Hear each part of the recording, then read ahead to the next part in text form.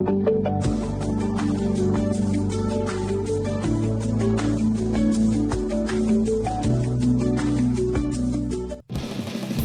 to the Sleazy Podcast, the podcast about anything and everything, but mostly TV and movies. And now it's time to get sleazy. I feel like I need one of those like Nerf slingshots so I can like hit you with something and maybe you know, or maybe we need like Hulk gloves to punch each other while the opening's going on. That might be a little too wild. I still need to get, like maybe get on AI and try to figure out like an intro video or something, because I'm not going to pay for that nowadays. I mean, I could always just take like footage of the show and mix it together as an intro, but I just, maybe I'll have some time.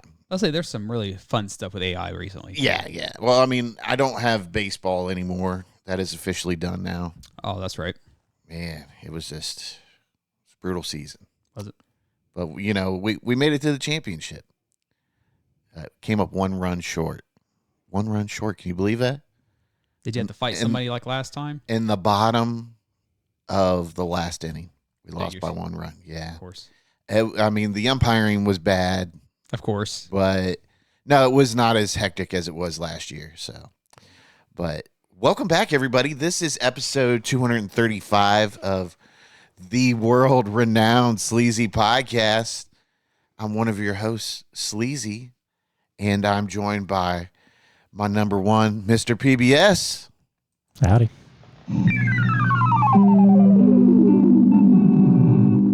I never know if you're going to speak before or after the music, so I'm like almost getting ready to press the button, and then you're always like, howdy, and I'm like, okay, wait. Yes. And then, of course, the Pitbull, Robzilla.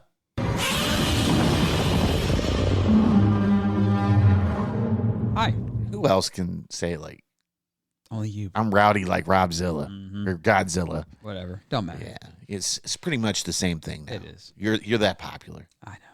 Feels In good. our eyes, Feels anyways. Good. Feels good. In our eyes, anyway. That's all that matters. But, so, we didn't record last week because I had a little bug, too. I had a stomach bug. But I was willing to go, but PBS was like, I've got to work 4 a.m. And I can't blame him. Yeah. I wouldn't be doing anything. He's like, no go, 4 a.m. Yeah. That's fucking atrocious, dude. How do you keep doing it? Somebody on vacation? Yeah, I'm just got to do it every now and again. Usually I don't have to do it. This was the first time they scheduled me that early in a while. I would be like, I just can't do it anymore. Find somebody else to do this shit. So no one was on vacation? I know typically you do. Yeah, somebody, the department head was on vacation. So I had to, Have you ever had to work that early, Rob? No. It sucks, dude. Like having Okay. He's always up that early. I'm always up. He's always I'm up that early, but I'm not working. Well, technically, I've never worked those hours, but I'm always watching a shitty Asian action movie. So therefore, I'm working.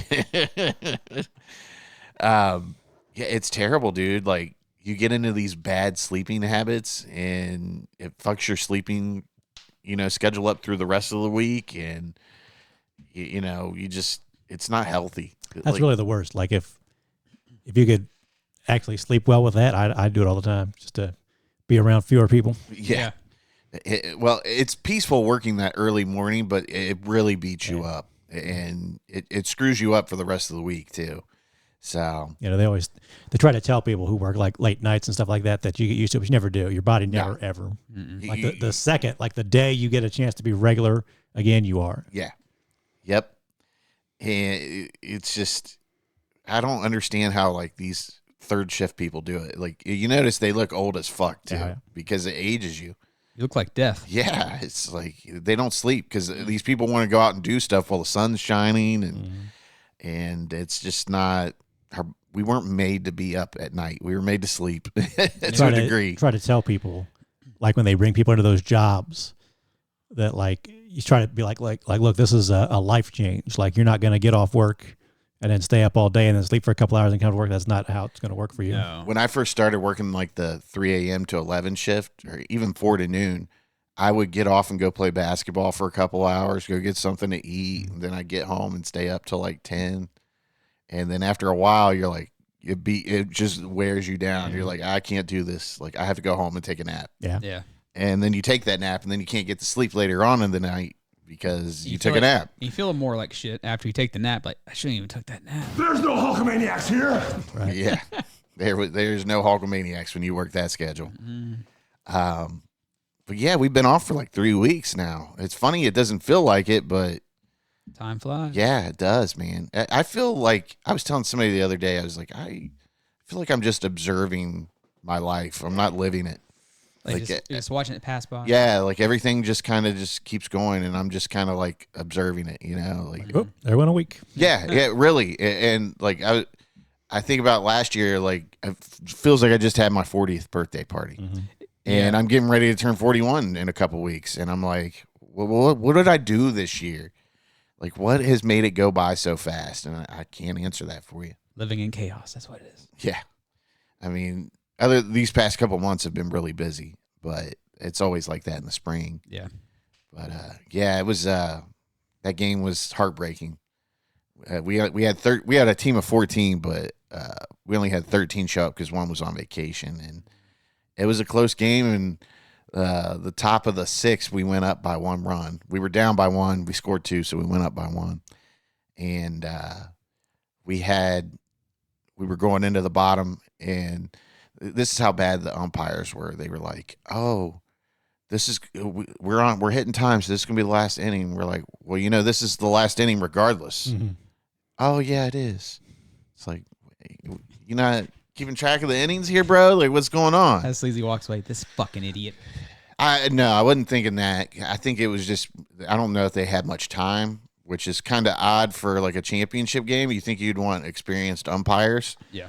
Pulled up to that umpire and said, "You don't want to mess with me. I fight 5 days a week." It was so bad, dude. Like the first, we ended up walking the first batter, and it was one of those full counts, every pitch counts.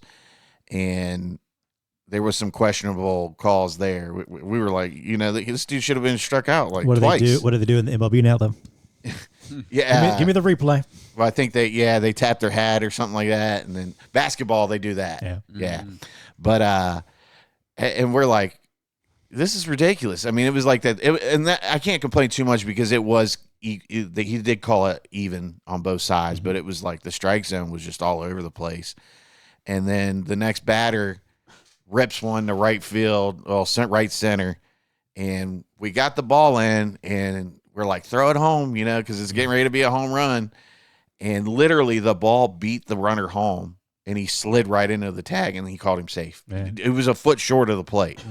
And like all of our parents got up, and they were like, that's bullshit. And it's a fucking riot. Yeah. I mean, you could hear people yelling, and we're yelling, and it was just, that's a bad way to end a championship game, like it's just a bad way. But, they played hard, and this team, we had got run ruled twice previously. So it was nice that we were competitive with them. But it sucks to lose a game like that by 1 run too. Yeah. But I was proud of them. They put up a fight, and of course the boys are crying because they're disappointed, and a couple of them felt like they got cheated. But it is what it is. It's life, buddy. It's Little League Baseball. Yeah, you gotta learn how to get over it. Might as well start now. Yeah. Welcome to one of many of life's disappointments. Trust me, this is the easiest one. Yeah, definitely. But yeah, it was still a fun season. A little stressful to start out, but I mean they won like 6 games in a row, so they were clicking there for a while. You're cooking. Yep.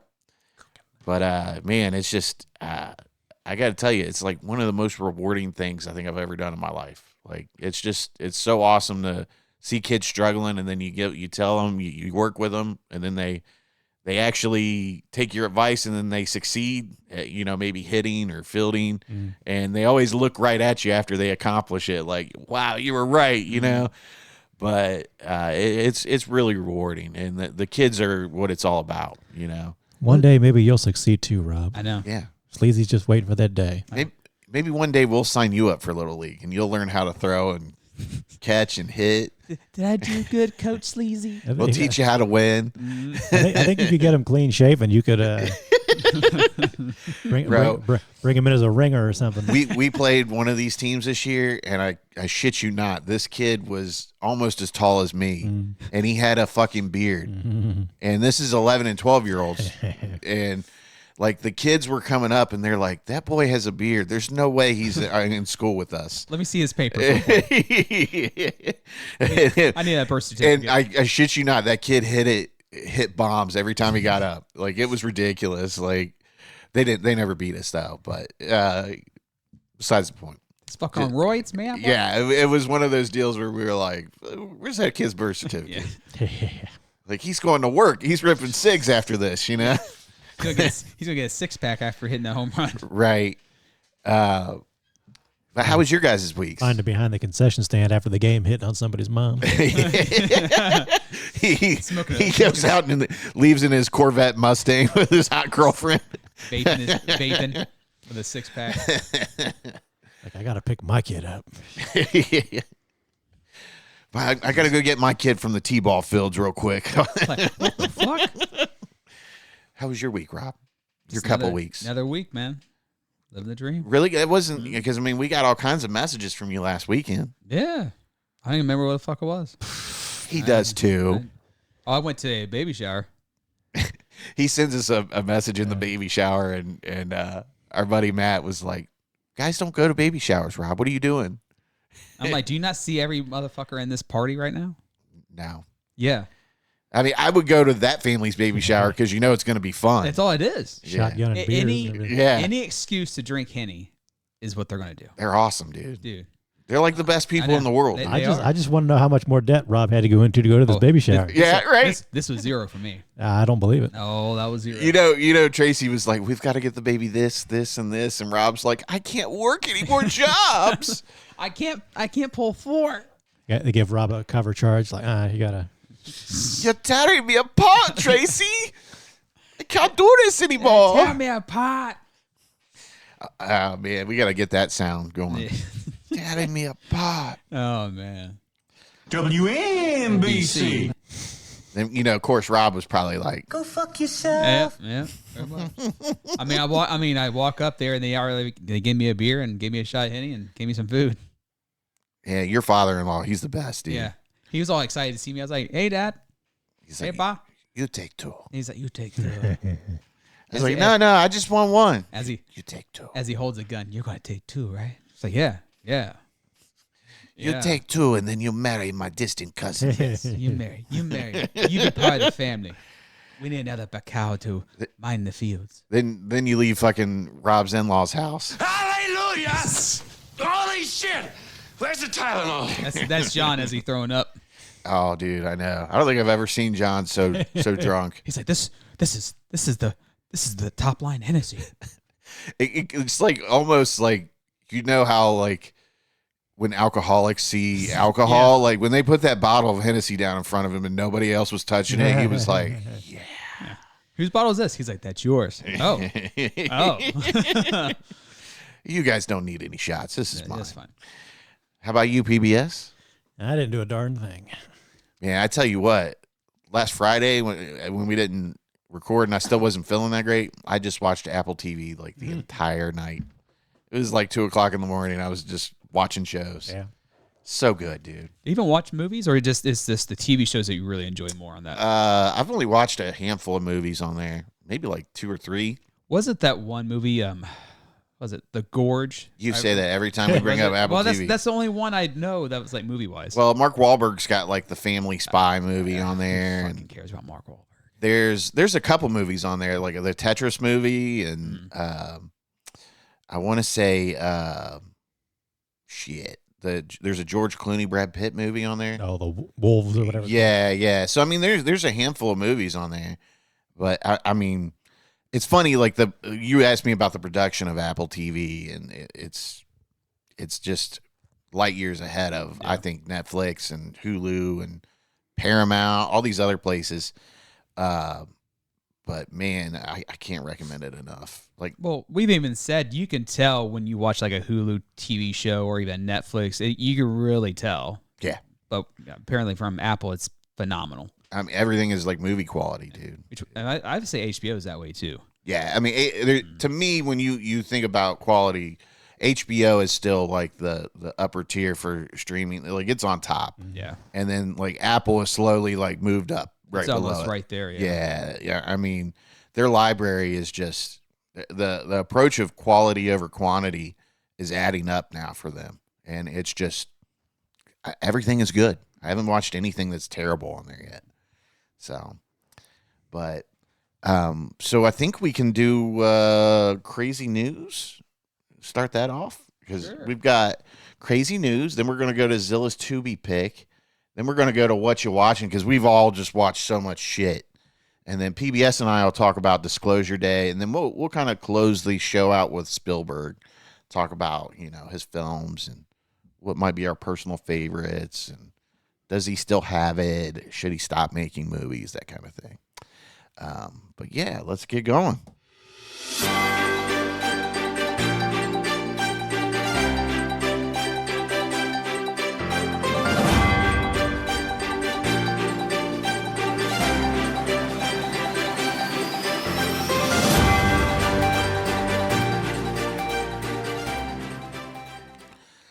All right. So, Robzilla, you actually submitted this one.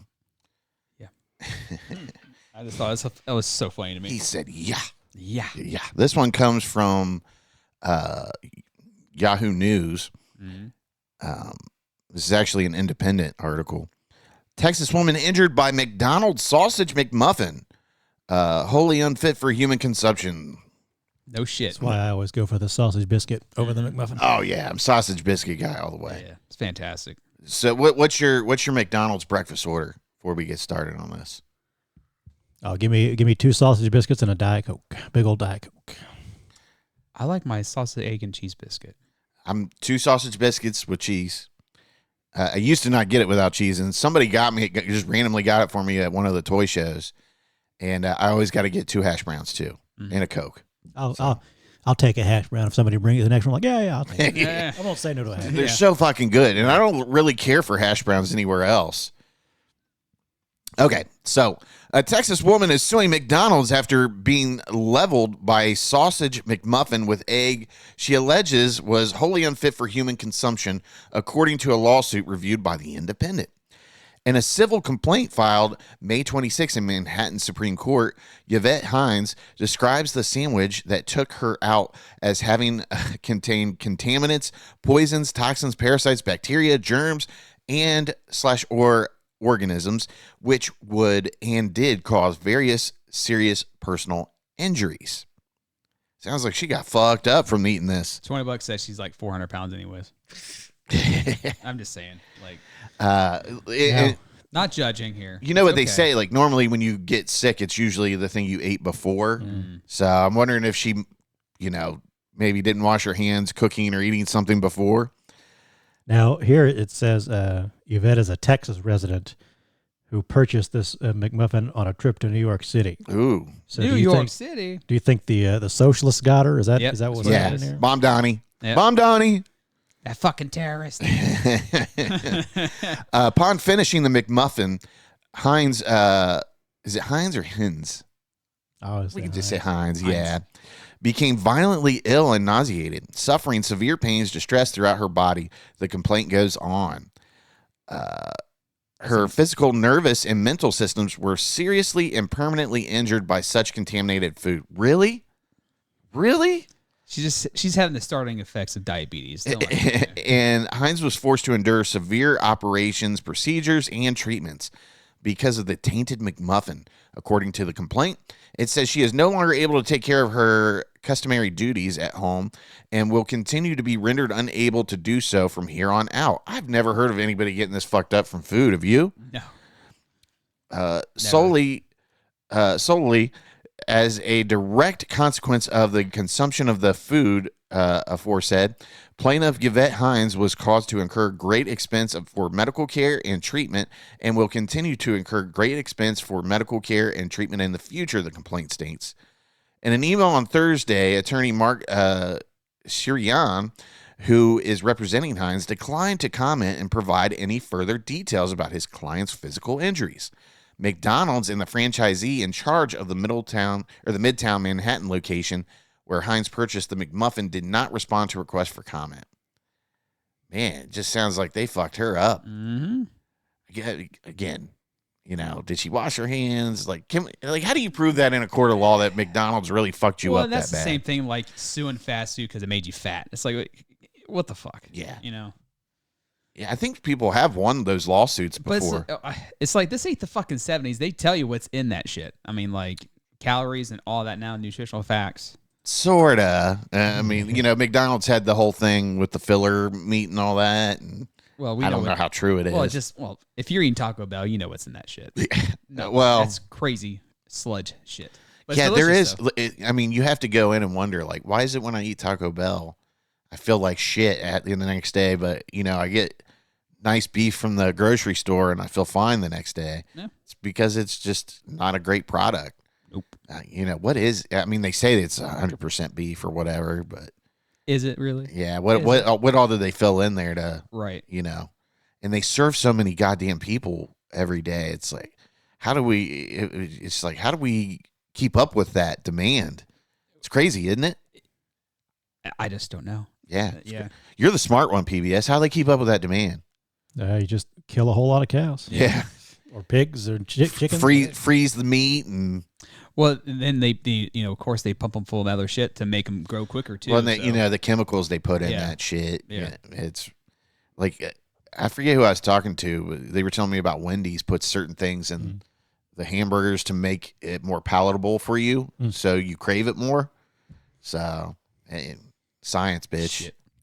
Right? Shit. Coke Zero's cracked. Put that right now. Well, yeah, I mean, any fountain drink from McDonald's is insanely good. The funniest thing, you messaged me that one time, like, something in that Coke Zero, man, I just fucking crave it. I said, yeah, it is. Well, it's like, I think there's something addictive about Diet Coke. Yeah. Because, like, Diet Pepsi isn't that way, and, Diet Right or whatever, anything else that's comparable to it. But, man, when you get to drinking Diet Coke, like, when I worked in the stores, the old ladies would always stock our fridge with Diet Coke.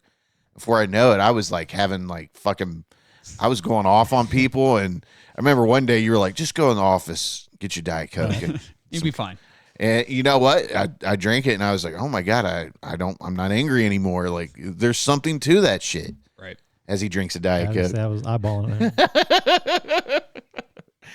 How about you sponsor us? Yeah, it sounds like this lady got some cleaning chemicals or something mixed in there. Yeah. There's a very good chance that maybe the grill or something was contaminated or something, but then there'd be all kinds of other people that got sick and would have complained. There should be other people who'd be sick as well. Yeah. So who knows? Maybe she had touched some bird shit or something before she went in there and, clean your hand, fucking mongrel. Ate her little sausage McMuffin and licked her fingers, and before you know it, she's fucking sick. Made me gag. Got bird shit hands. Yeah. Bird shit hands. All right. So the next article, I was just telling you guys about this, and I was like, we got to throw it in here and do some crazy news. A grandmother was killed when a Tesla crashed into her home. Now her family is suing. This comes from KHU11. I'm guessing this is a news station in Houston, Texas. So a lot of Texas now here. Yeah. But the family of Martha Avila, who was killed when a Tesla crashed into their Katy area home, has filed a lawsuit against the driver and Tesla. Boy, well, I got some good news for you. The owner of Tesla is currently a trillionaire. Yeah. You should be able to get some kind of paycheck out of this. Cough it up, Musk. Unfortunately, you lost your gram, but, what a fucking... It's just like, if you already hate Elon Musk and you hear stories about this, you're like, I fucking hate him even more. Fucking technology. Yeah. But I blame the driver just as bad. Like, how do you not realize you're going this fast and fucking... You see the house, like at some point you got to disengage that, or you're just not paying attention. Yeah, there's people like who are like sleeping and stuff. Of course, we don't know the full story yet. Right. So, right. Oh, what was that story from a couple of years ago where if the battery died, people couldn't figure out how to get out of the car? Yeah. There's like some complicated way to do it, but you have to know how to do it because you have to open part of the dash or something, or under a seat or something. Yeah. Well, and I mean, I've seen people, videos of people fucking. Yeah. Well, the autopilot's on. You just have to touch the steering wheel every minute or so to keep you awake, obviously. And then you see the people, before they put that feature in, where you had to touch the steering wheel. People were just sleeping on the highway. Mm-hmm. It's like, my God, I would never do that. There's no way. How could you go to sleep? Okay, so did we read that? Yeah, okay. We read this part.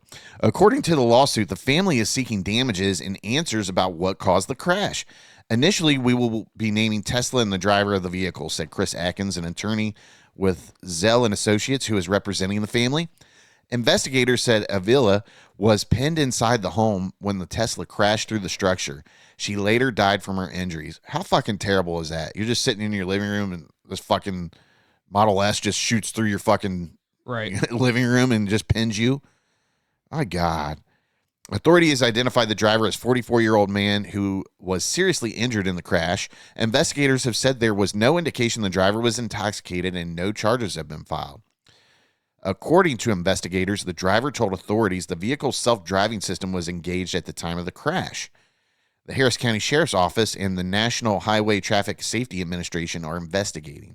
In a statement, the Sheriff's Office said investigators have found no evidence of a mechanical malfunction so far, but emphasized the investigation remains ongoing. Once the investigation is complete, the case will be presented to the Harris County District Attorney's Office to determine whether criminal charges are warranted. Wow. Doesn't sound like they know shit. Nope. But, they'll get the black box from the vehicle or whatever. Right. They'll keep it all quiet. Yeah. Either way. I can't have my trillionaire status affected by this. I mean, really, this population control. Yeah, just go on Twitter or X and just bitch, because no one cares about you. Tesla has not responded to K Houston's 11's request for comment. However, Tesla CEO Elon Musk addressed the crash on social media, writing that the incident made no sense because the company's full self-driving system typically travels slowly on neighborhood streets, and the crash involved a high rate of speed. So somebody's fucking lying here. Fix it, Elon. But he's got more lies than anybody that I know of on the planet. So Tesla's vice president of AI also posted on social media that the vehicle data showed the driver pressed the accelerator pedal to 100% and reached a speed of 73 miles per hour before the crash. See, something's not adding up here. Yeah. But, who's to say they aren't faking that data? Yeah. So they don't have to pay up anything. Right. The Avila family's attorneys said they are aware of those statements but believe key questions remain unanswered. If his foot was on the accelerator, he should have shattered his leg as hard as it slammed into the barber's house, Atkins said. As the investigation and lawsuit move forward, the family is also preparing to lay Avila to rest. In a statement, the family thanked first responders and medical professionals who assisted during the tragedy. Man, sounds like another shitty car accident for Tesla. It wasn't. We did a crazy news story, I want to say a couple of years ago, about a Tesla on autopilot driving through an intersection into like a convention center. Yeah. Was that here in Columbus or was that somewhere else? I want to say. I don't think that was here. But I remember us talking about it though. Well, because anytime Tesla cars come up, we always talk about it. Well, even like I mentioned, the movie "Leave the World Behind." There's a scene with all these Teslas or electric cars, self-driving. Yeah, where they're all hacked. Yeah, hacked and just driving into. They're just driving into each other, blocking the highway. Yeah. Yeah, that's crazy, man. It's terrifying. It really is, man. And the fact that he just immediately comments on it is kind of disturbing too. Why wouldn't he just direct that to whoever the spokesperson is for because he has to have the attention. Yeah, pretty much. But just all you have to do is watch The Audacity, and you'll know how these motherfuckers work. I'm dead serious. That show is so close to how these people fucking. We're supposed to treat them like gods because they made something. Get fucked, dude. No one cares. I mean, it's not even so much that they made something. It's they were. PBS and I have talked about this. Sorry, I'm loading up TikTok here to search for a video for you guys, but we talked about this. It's being in the right place at the right time and getting lucky, right? And having the money to invest in that luck. So, just like people always say that Elon created the electric. No, he didn't. He did not. He bought the company and he put into the contract saying that he is the owner and created it. So he hasn't done shit. con people. I mean, he's smart enough to figure out that stuff's going to take off. That's about it. But he's lucky enough to have the money to do something. Right, exactly. It. So, nobody says these guys are all stupid, but they get this thought in their heads like, oh, I'm a genius about everything. Yeah. Well, and then they keep succeeding.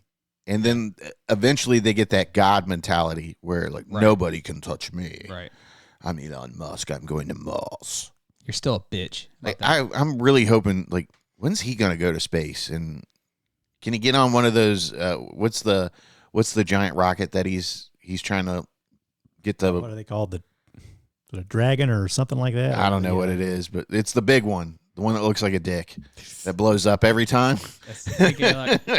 Only if we had a true... Like, why can't he get on that and then it blow up, I don't know why we can't have a, true life Homelander just pick him up and take him. Take him to space. He wants to go to space, right?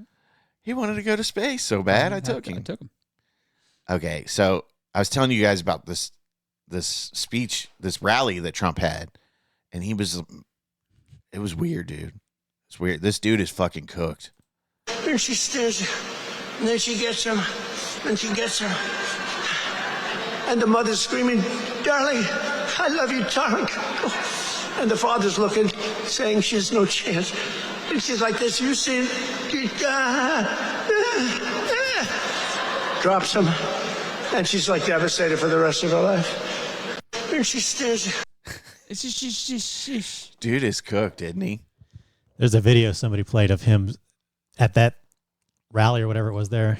And he says something like, did anybody here not vote for me or vote for Kamala or something? You can see like one guy right behind him like raises his hand. And then she gets him. It's just... He sounds like a sloppy fucking pig, man. I can't stand him.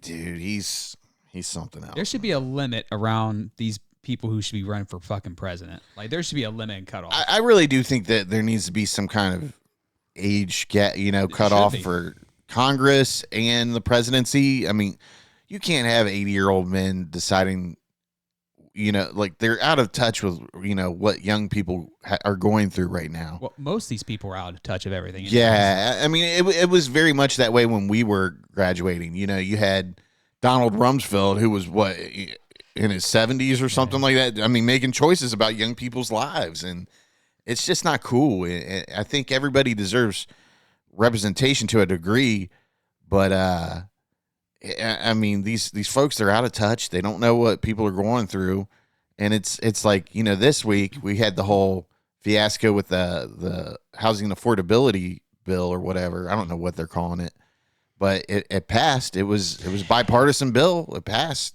Everybody agreed to it, and he's like, no, I'm not going to sign it until I get the SAVE Act passed. Well, guess what? Ain't gonna fucking pass now. So they don't have the votes. No. And I was listening. Who's the one old Republican guy who's on his way out? But he's like the voice of common sense with the GOP. It seems like, and you know who I'm talking about. I think he may be a doctor. Oh, Cassidy, I think it's Cassidy. Yeah, but he's literally on his way out after this year, and he was like, what the president doesn't understand is this is a math problem, and there will never be enough votes to pass this act that he wants. And even if it did pass, there's no way we can enact all this by November and have it go smoothly. And it's like, you're missing the point, dude. He doesn't want it to go smoothly. Yeah. So he wants to screw everything up. Right. But so is the Strait of Hormuz open, or is it closed again? Like, I'm so lost on this anymore. Yes.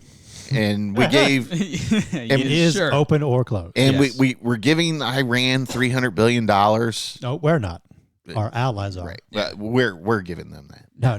Yeah. That's not that's not how it works. We really think Saudi Arabia and all those other Arab countries are going to give them that kind of cash. As they laugh in our face. Out of the kindness of their hearts, of course. Yeah. Mm-hmm. Yeah. I mean, they might pony up like a percentage of it, but there's no way the American taxpayer isn't getting that bill put on their plate, They can just use our tariff money that we're never going to get.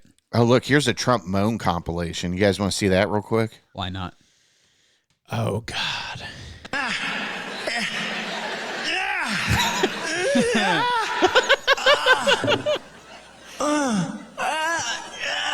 and it's bad news. Bad things are happening. I'm sorry.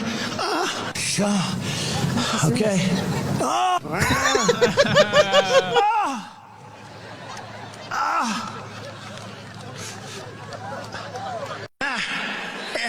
That was pretty entertaining. I'm not gonna lie. I can't believe people just say fuck this and just walk off. Like, I can't do it. I have to give him credit. He is entertaining sometimes, but unfortunately, yeah, unfortunately. Did you guys see about the? Well, we talked about it, I think, privately, but the Eli Lilly gave there's like a compassion thing you can give for drugs that aren't approved for the FDA, right? And there's this new GLP-1 they're working on. It's Repetide, I think. I think that's what it's called. But I was reading. Well, I wasn't reading. I was watching a podcast where a doctor was on talking about GLP-1s, and he was like, "This new Repetide is like the souped up version of the original ones. Like, you don't lose like your muscle mass when you're on this one, and I guess there's less side effects or whatever, and it's just a lot better." And a 79-year-old man in April with life-threatening conditions was approved for the compassionate order or whatever through it. And everybody is suspecting that it's him, because who else is, the most high-profile 79-year-old who probably has congestive heart failure and amongst other things, because, he's had swollen legs, and I mean, the writing's on the wall that there's some kind of underlying issue there. Yeah. But I kind of thought during the election season that he had lost a lot of weight back then. So kind of depends. Sometimes he looks a little thinner. Sometimes he looks a little bigger. Yeah. Yeah. Yes. Certain weeks he looks smaller, and other weeks he looks like a fat fuck. He's bloated. He's definitely not 220 or whatever he says he is. Right now. He is a solid 350. I mean, seriously, as tall as he is, what is he, like 6'5" or something like that? Oh, I mean, nobody really knows. He claims to be, and he's not a short guy, but right, he's claimed maybe when he was younger, he was that tall, but he's got to be around 6 foot.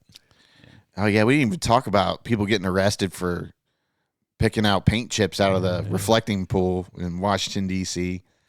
That's insane, dude.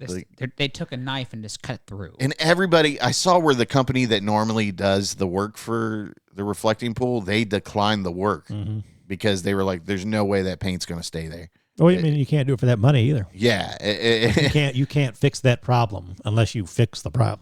Right.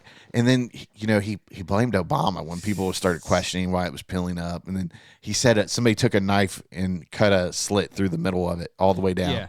It's like 200 feet, 300 feet. Okay, show us the proof. There's cameras on there 24/7. And he's like, well, go ask the secretary. They'll tell you. So they got the head of the Parks Department guy to say that, it's like he's just saying that because he's being told to say that. I hope everybody knows that.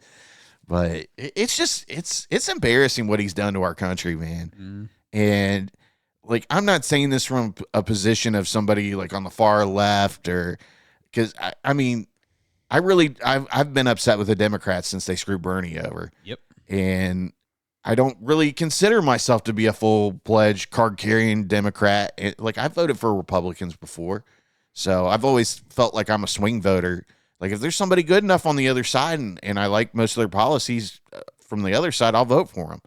But the problem hasn't happened in about 20 years. Yeah, it hasn't happened in a very long time. I mean, I don't know. What would you say? George Bush is the last one when he was running the first time? No. Even then, yeah. But, I mean, he's one that appealed to swing voters. Yeah. So, I mean, there wasn't anything, like George W. Bush wasn't a religious fanatic and stuff like that. Like, he's religious, but he wasn't like these guys, Right. Like, oh, we need to celebrate Jesus in the schools and stuff like that. But I don't know, like, I don't understand why they have such trouble. Like, they're appealing to the evangelicals so much that they lose like the rest of the country sometimes. But it's just crazy, dude. Like, I never thought I would see America get this bad in politics anyways, because you'd always thought like the people that were able to achieve being elected and stuff were very polished people, whether they were businessmen, college educated people, lawyers, doctors, and it's just now there's these people that are getting elected. Like, what's the one girl in Laura Boebert, Marjorie, even though she's out. Mark Wayne. Like, I mean, the guy. I mean, these are people. I mean, I understand that a college education is not required to run for office of any kind, but it's definitely something I would prefer, that helps. my elected officials to have, and to have some sort of educational background. But I mean, you got guys like Mark Wayne that get up there and, I mean, they just talk relentless shit and they spew these lies. And like did you watch any of that hearing the other day? It's like they don't let these people ask them questions. They just start yelling at them until their time's over, and nothing gets done. They've learned that, yeah. Yeah, well, I mean, they've learned that from the one girl that was Attorney General? Pam Bondi. Pam Bondi, yeah. Bring your notes in and yell at them when they start bringing stuff up. The Dow. And like, I don't really I used to watch C-SPAN all the time with my grandma. And she was a big Republican back in the day. So I've had Republican influence in my life. But, I used when I was a little kid, I loved George Bush.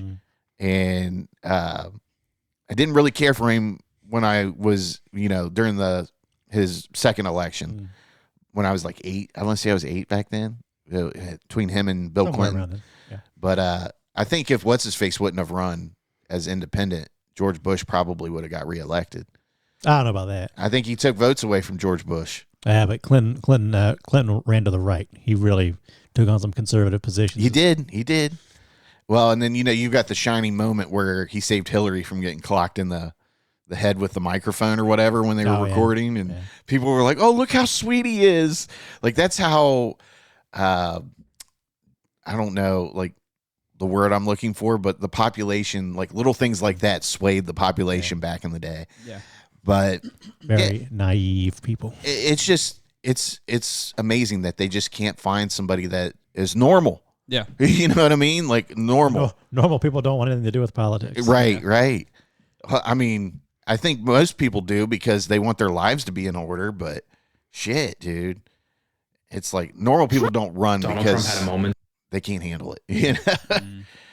But it's just insane, dude. You got this is a fucking different thing every day, and it's just the news cycle is just flooded with bullshit. There's times I like to think that Obama's like, I can't wait till I'm fucking dead because I can't stand these people always using my name. Like, it's Obama's fault. Like, I haven't been in office for how many years now? Yeah, like I'm tired of hearing about Obama. Obama. There was a Joe Rogan clip where he blamed Obama for Citizens United.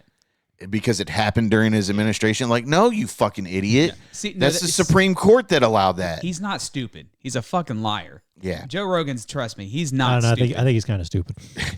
No, I think Joe Rogan will tell you he's kind of stupid. Yeah, Joe Rogan will tell you he's not polished on everything, but like, I think he's smart on certain things, and then other things he's clueless about because the new things like Perplexity, let's see what Perplexity has to say. And then they're like, oh, no way, that's right. It's like, well, what do you fucking want, dude? But, just hang in there, everybody. I always think of old George Carlin. Is this really the best we can do? Is these people? Yeah. It's insane, dude. But, and then you see where people are freaking out because the Mamdani candidates won all their elections the other day. And they're like, communism has taken over New York City. Please, God. Donald Trump sent out a Truth Social like, I've been planning for this day for a long time. Yeah. You don't Have you, Donald? Have you? You don't know what fucking day it is, Donald. Well, and then it's like these people that are always like, well, communism's going to infect America. Like, do you even know what communism is? They don't. Can you give me an example of communism? Like, and then they describe socialism, and it's like, that's not communism. Mm-hmm. Like, you need to learn what you're talking about before you talk about it. Like, you get Social Security, right? Yeah. And I know that's hard for people to say because I talk shit so much, but I mean, it's like, come on, folks. Like, you don't just make an effort here. And then the problem is people, they look to enforce their opinions instead of looking for the neutral facts that are there. And so they never learn the facts. They just keep thinking that they're right. But, oh, by the way, did you see Tucker Carlson said he's done with the Republican Party right now. He can get. He means he's done with their love of Israel. Yeah, what he really means. Yeah, I can't believe he's talking so much shit about Israel, dude. I mean, and Vance has been doing it too. Like, yeah, did you see him? He had a whole interview where he was talking about it. He like talked shit to Israel big time. He was like, they need to shut the fuck up. Yeah. He was like, you should be thankful for Donald Trump. And he's right. Any other president would have told him to fuck off. Yeah. And every other president, like the past 5 presidents have told him to fuck off. Mm-hmm. So and that's what's going to happen. The Republicans are going to get out and beat the Democrats. Like, Democrats should have been hammering this the whole time that, like, hey, Israel's doing some bad stuff. And now they're going to get outflanked by Republicans for, different reasons. Yeah. But again, like, I don't remember if we shared the video, but like, you can see videos of like Israel just like bombing kids. Yeah. I mean, they're out there, and bombing the school, and we bomb the school. There's the one video of like, I mean, literally refugees that are just looking for food. Yeah. And there's kids and old people and women, and the IDF soldiers are just opening fire on these people as they're running away. None of them have weapons. They all have bags of what's left of their belongings, and they're just getting mowed down. Yeah. There's video out there of them like double tapping, like people after the ambulance comes and arrives, and like it's not good. It's like I sent you guys the one video of the guy carrying.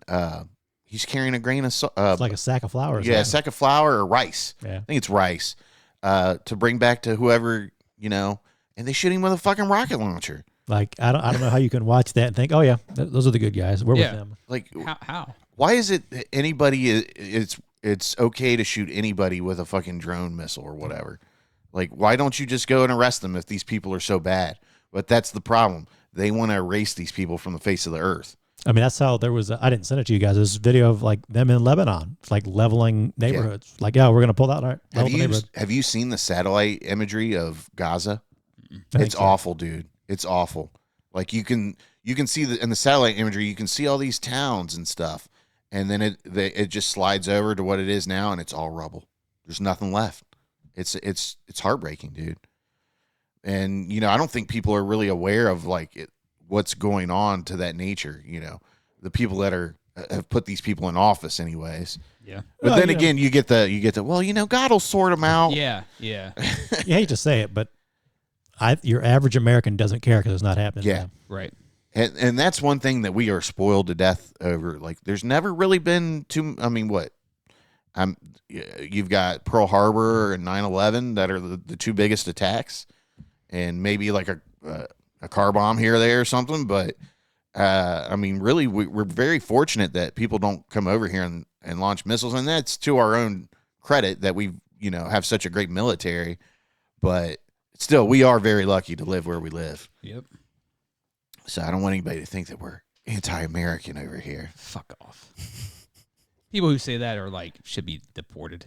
Yeah, I don't think people know what true patriotism is either. A lot of people think it's just serving the military and stuff like that, and that's not the case. Well, if you don't like it, you can get out. Yeah. You can go back to fucking your sister in your trailer there, Bob. This is God's country, and we don't want any brown or black people in here. Maybe I'm gonna do that. Maybe I'm gonna start a GoFundMe. Like, I am a socialist, and if you want me to leave, donate to my GoFundMe, and I will get out. You would be a billionaire. I'll gladly go move to like South Korea or something. Yeah. They've got all kinds. You got to go that far. Just go to Canada or something. But yeah, anywhere. I don't know if I'd want to live in Canada. Blame Canada. I don't know where. I mean, maybe the UK or something too. But then it's always kind of like gloomy over there. I like the gloomy. Actually, I know where I would go. I go to Japan. Yep. I've been watching videos of Japan's, cultures and their lifestyle and stuff. It's so clean over there. Everything looks so fun and relaxing. Because they're not fucking savages. That's why. Yeah. They respect. I mean, there's a big thing about respect over there. That's what it is. And like they said, like they don't like people being loud and all this. Yeah. Like, it sounds like utopia for me. It does. What's your utopia? Japan. Yeah, I love the culture over there. I mean, well, and also like they're very taboo too because they don't like you showing tattoos. That's why they have those like bathhouses. Because those Yakuza guys that they're tatted all the way up. They're like, then they go on there and they can show it. We don't really have. Isn't it like illegal to have bathhouses over here? I don't think so. It's just not something we ever had. Yeah, it doesn't seem. Well, I know, like maybe like is it in Chicago or something? They stopped it during like the AIDS epidemic. I want to say Probably. Well, we got meth houses. I don't know why we can't have bathhouses. Yeah. Same. What's so wrong with being in a room full of other dudes just enjoying the nice, steam of the bathhouse? Some nudity. Yeah. Carl over there showing his massive dong, I don't know if I would go if they even had him. That would be really uncomfortable on one. It'd be really uncomfortable. How you doing over there, George? Fine. Keep your head up. Don't look. Don't look. No, I know you want to look, but don't look. It was like when I worked in for Columbus Recs and Parks, we had swimming every morning, and they had senior citizen swimming too with our therapeutic rec. And those old dudes, they would just come in the locker room fully naked, dong out, taking a shower like it was nothing. Like everybody else is like kind of wrapping the towel around them, and you're like, what's wrong with these people? I've been getting naked with other men since WW2. Yeah, ain't no thing to me. Yeah. I think that's the attitude that they probably had. Well, I mean, that's a different time too. I mean, those people grew up where you had to take showers in schools and stuff like that, so they're just accustomed to it. I think there's no way in hell I'd be taking a shower in 2003. In 2003 at Marion fucking Franklin, right in the South End. Fuck out of here. I'll be the smelly kid. Fuck out of here, man. It's like I'll just get the spray real quick for my next class. Yeah, let me just unload this bottle of Axe on my fucking body. Yeah, that's one thing we never had to do. There was no showers or anything like that. Dude. You just changed into different clothes. But It wouldn't have been so bad when we were younger. I don't know if you could do that with like camera phones and stuff nowadays. Oh yeah. It would be a problem for sure. For sure. Look at this fatty taking a shower. Where's your hold on, I got to get all comments here. I'm looking for your Tubi pick. Let's see, I put it in there. Oh, there we go.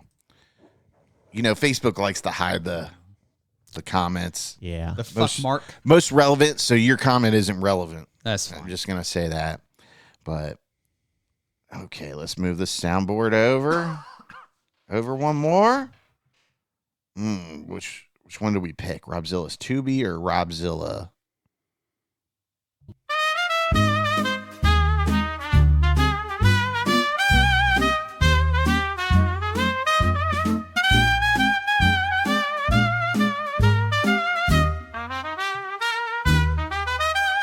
Zilla's Tubi pick of the week.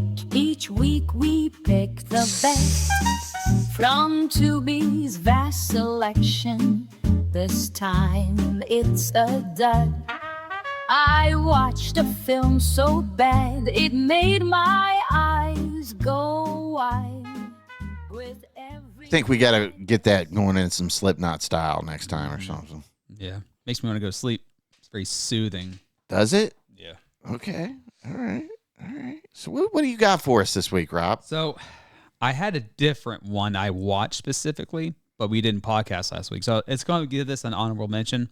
So I didn't know that Papa Flynn's a big pickleball person. I don't know if that's more recent or I just didn't know about that. Yeah, he's a huge pickleball. See, I didn't know that. We played last Sunday, actually. Yeah. Dude, he wins every time. It's a fucking beast. He is, dude. It's like Talbot with euchre. He's got like a nice, he's good at the banger part of pickleball, which is the power shots. Power shots, okay. Yeah.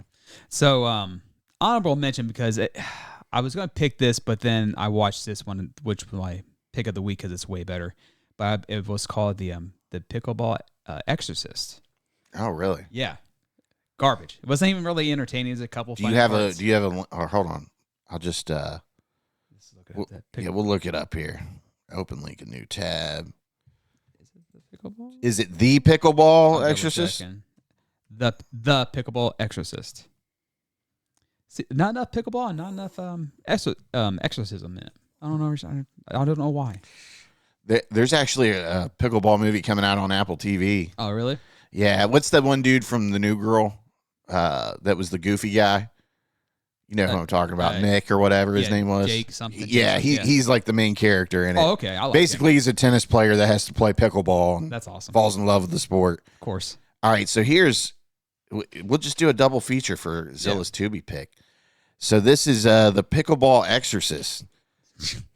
Would you like me to read this since I'm already on it? Yeah. Chaos grips a small town when a satanically possessed pickleballer, Mike Hartsfield, goes on a murderous rampage. An exorcist, Chris Lohman, who moonlights as a police officer, is called into action to end this reign of terror. Meanwhile, nothing can stop the deranged pickleballer as he takes his orders from a racket that might be embodiment of Satan. Oh, wow. Calling on everything from the natural to the supernatural, the exorcist soon realizes he's going to have to literally steel himself against the murderous pickleballer in a battle for the fate of humanity. That sounds kind of cool, dude. That's as good as it gets. That's as good as it gets, huh? There's a couple funny parts, especially because he has the rackets, and all of a sudden they turn to like a demon. They have a demon face on them. Okay. And it starts talking to him a little bit. He's like, you need to dance for me. And Now, question, every Exorcist movie, there's always like, your mother sucks cocks in hell. There was none of that. None of that? No. Like, if you're going to do an Exorcist movie, the demon's got to insult your mother. Oh, yeah. You got to have a bad mouth. Yeah. Was the Russell Crowe one? He's like, yes, I've heard it before. That's fine. Yeah, Yeah. There was something about your mom in that one. Yeah. Okay, so we're going to switch back over to the other one now. Yeah, now this one. So what did you give this one? This has got a 2.7 average rating. I give it like a half because it wasn't that entertaining. I see. Yeah, wow. Now. Hold on. Let's read the first review that gave it a half star. Satanic pickleball paddle making you kill babies and bounce their heads. I approve and fully support. The same paddle asking you to dance for it while it compliments you is retarded. That was the funniest part. And like in a clinical, non-pejorative sense. Okay. I think I got to watch this now. You can watch it. Just watch it. But I want to make John watch it. Yeah. That's what you should do. Yeah, Papa Flynn. He'd be like, could his boys watch it with us? Maybe not. How old are they now? Well, Colin's about to drive. That's fine. They're fine. And Charlie is 11. They're fine. Yeah. Let them so watch 12, maybe, I think. Yeah. We watching this shit when we're 8 years old. And it doesn't matter. Well, we were different kids. It doesn't matter. They can watch it. It's time for them to grow up. All right. And the next one here. This is for this week. You want to read this one off, Rob? You can read it. Okay, I'll read it. But you got to talk about it. I know. I'm going to do you the favor of letting you read it, Sleazy. Hard Ticket to Hawaii. Pay the price for paradise. 1987. Directed by Andy Sedaris. A Malachi-based civilian pilot and undercover DEA agent intercept a delivery of diamonds intended for drug lord Seth Ramiro. Seth, his henchmen, and other island undesirables launch a full-scale assault on the duo. If they're going to survive, they'll need the help to find Agent Rowdy Amblin and his partner / kickboxing expert Jade. I couldn't have read that any worse, by the way. This is pure 80s trash, and I love it. It sounds like I'm into it though. Look at these hot chicks on the cover. That's your movie. There's tons of titties in it. Oh yeah, tons. Oh, like dude. the first 5-10 minutes, there's boobies everywhere. I watched your killer workout too, by the way. Mm-hmm. It was fun. Now, did you laugh when that guy jumped over like the railing and sucker punched that dude in the face? That's where I lost it. I was like, oh my god. It was a little silly. Oh well, yeah. Obviously. And the cop was the worst. Yeah, I know. Are you new around here? He was the best. He was the funniest though, man. And then the whole the part behind the gym was hilarious too. With the car and all that. It was, man, they were really working hard to make that movie magic right there. Yeah, it was. Okay, so the average score for this is 3.1. So on the Tubi scale, I give this a 5 out of 5. It's amazing. It's so funny. I see you gave it 5 stars. Yeah, on a Tubi scale. So for a normal person, this is probably like a 2-star movie. Probably. What do you think, PVS, on when we're converting the Robzilla 5-star? It's hard to tell. If we could get the guy to write a review saying what was in the movie, we'd have a better understanding. But he doesn't. It's true. I need to do better on that. He doesn't want to tell you what's in the movie. And there's so many great, you can literally go on AI and just say what you feel about the movie, and it'll put it into a nice movie review for it. It's true. I've got agents set up now for different things that, like for Nerdco, I've got a sales agent that, writes all of our social media posts. And then I have one for movie reviews that I have clean up my words and stuff. Okay. But you should try that, Rob. Oh, I should.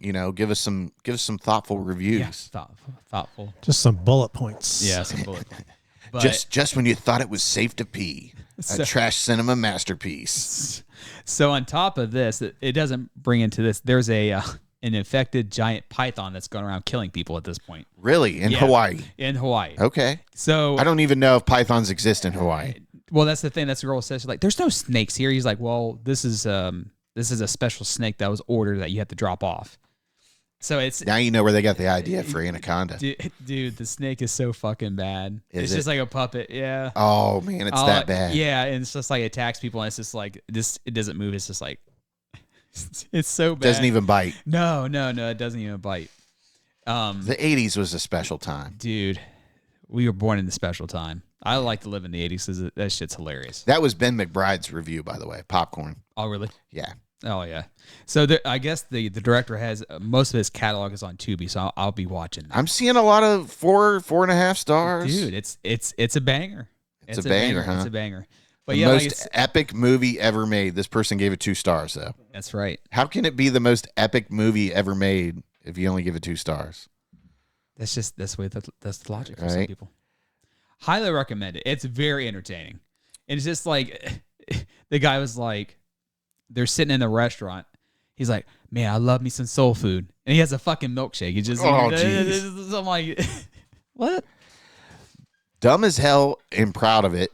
Hard Ticket to Hawaii is bad at so many things, yet it is so full of spunk that you can't help but fall for it. It is. It's a gem. Has a similar feel to it as Miami Connection. Never heard of that. But whereas Connection feels like it was written by 10-year-olds, pure and innocent with a sense of right and justice and a fondness for martial arts and rock bands, Hard Ticket feels more like it's been written by 13-year-olds. That's a big step up. Dude, for some reason, these chicks are carrying around nunchucks for some reason. Oh, that's awesome. Dude, like I see the one has, she has, well, they both have a pair of nunchucks on their hips. Well, it's so funny because like they stumble across and they find these diamonds, and these guys start running after them. The one girl pulls out like a fucking ninja star, throws it at him, and the other one has like nunchucks. She throws and hits a dude right in the fucking head. Oh, that's awesome, dude! It probably has some of the best death scenes ever. Oh my! And you said about rocket launcher. There's a rocket launcher. Oh, okay, dude. It's almost like the rocket launcher from Commandos, like the 4 missile one. But they're running with it like it's a fucking AR, like, and they just like, it's the funniest thing I've ever seen. So, do you ever like watch the related films when you review these? No, but I will with these because the director has most of those movies are on the Tubi. I see Malibu Express, Picasso Trigger. Yeah, Picasso. I'm like, I gotta watch that one. Savage Beach. Yeah, that's got 2 hot chicks on the cover. Yeah. It's got to be good. It's 80s. Guns. 3 hot chicks on the cover. It's 80s smut. Day of the Warrior. Duty or Do Die. Do Die. Sorry. And of course, this movie has a sex scene, which is outrageous. Oh, yeah? Yeah. Is it belly button outrageous? Well, it's just like the guy's sitting in the chair and like the chicks is like laying on top of him and he's like, ah! And she's like, he gives Donald Trump. Yeah. Moan, huh? And she's just like, he's just moaning. I think people should like seriously take sex scenes and impose his moans over them. I'm sure somebody will. Yeah. Just give it time. Specifically the room sex scene. Oh my God.